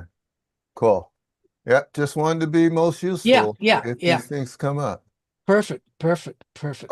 All right. Well, that was a lovely meeting, everyone. And I appreciate you being here. We had 26 people, which was pretty good, I thought. Yes, it's And very good. for you board members, I will see you at 1 o'clock, I take it, or a little after, or Yeah, is that, I think that's One- what Mr. White said. yeah, yeah. And Mr. Russ didn't come in today. And so I was going to mention it amongst when we were chatting, and I kept waiting, hoping for him and I should have just announced it. So if you'll help me to remember that on the general meeting, Sure. just that he was Sure, noted for his years sure. of volunteers and so forth. All right. Yeah, Right. yeah. Anything? And by the way, Lisa will not be joining us this Okay. afternoon. So I think Okay. we still have a quorum with, the Let's 5 or see. 6 of us that are going to be there. So All righty. Well, Talk. cheers, see you everyone. later, See you Andy. Bye, soon. gang. My gang. Bye.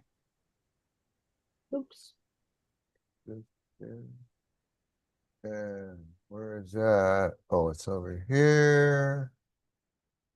And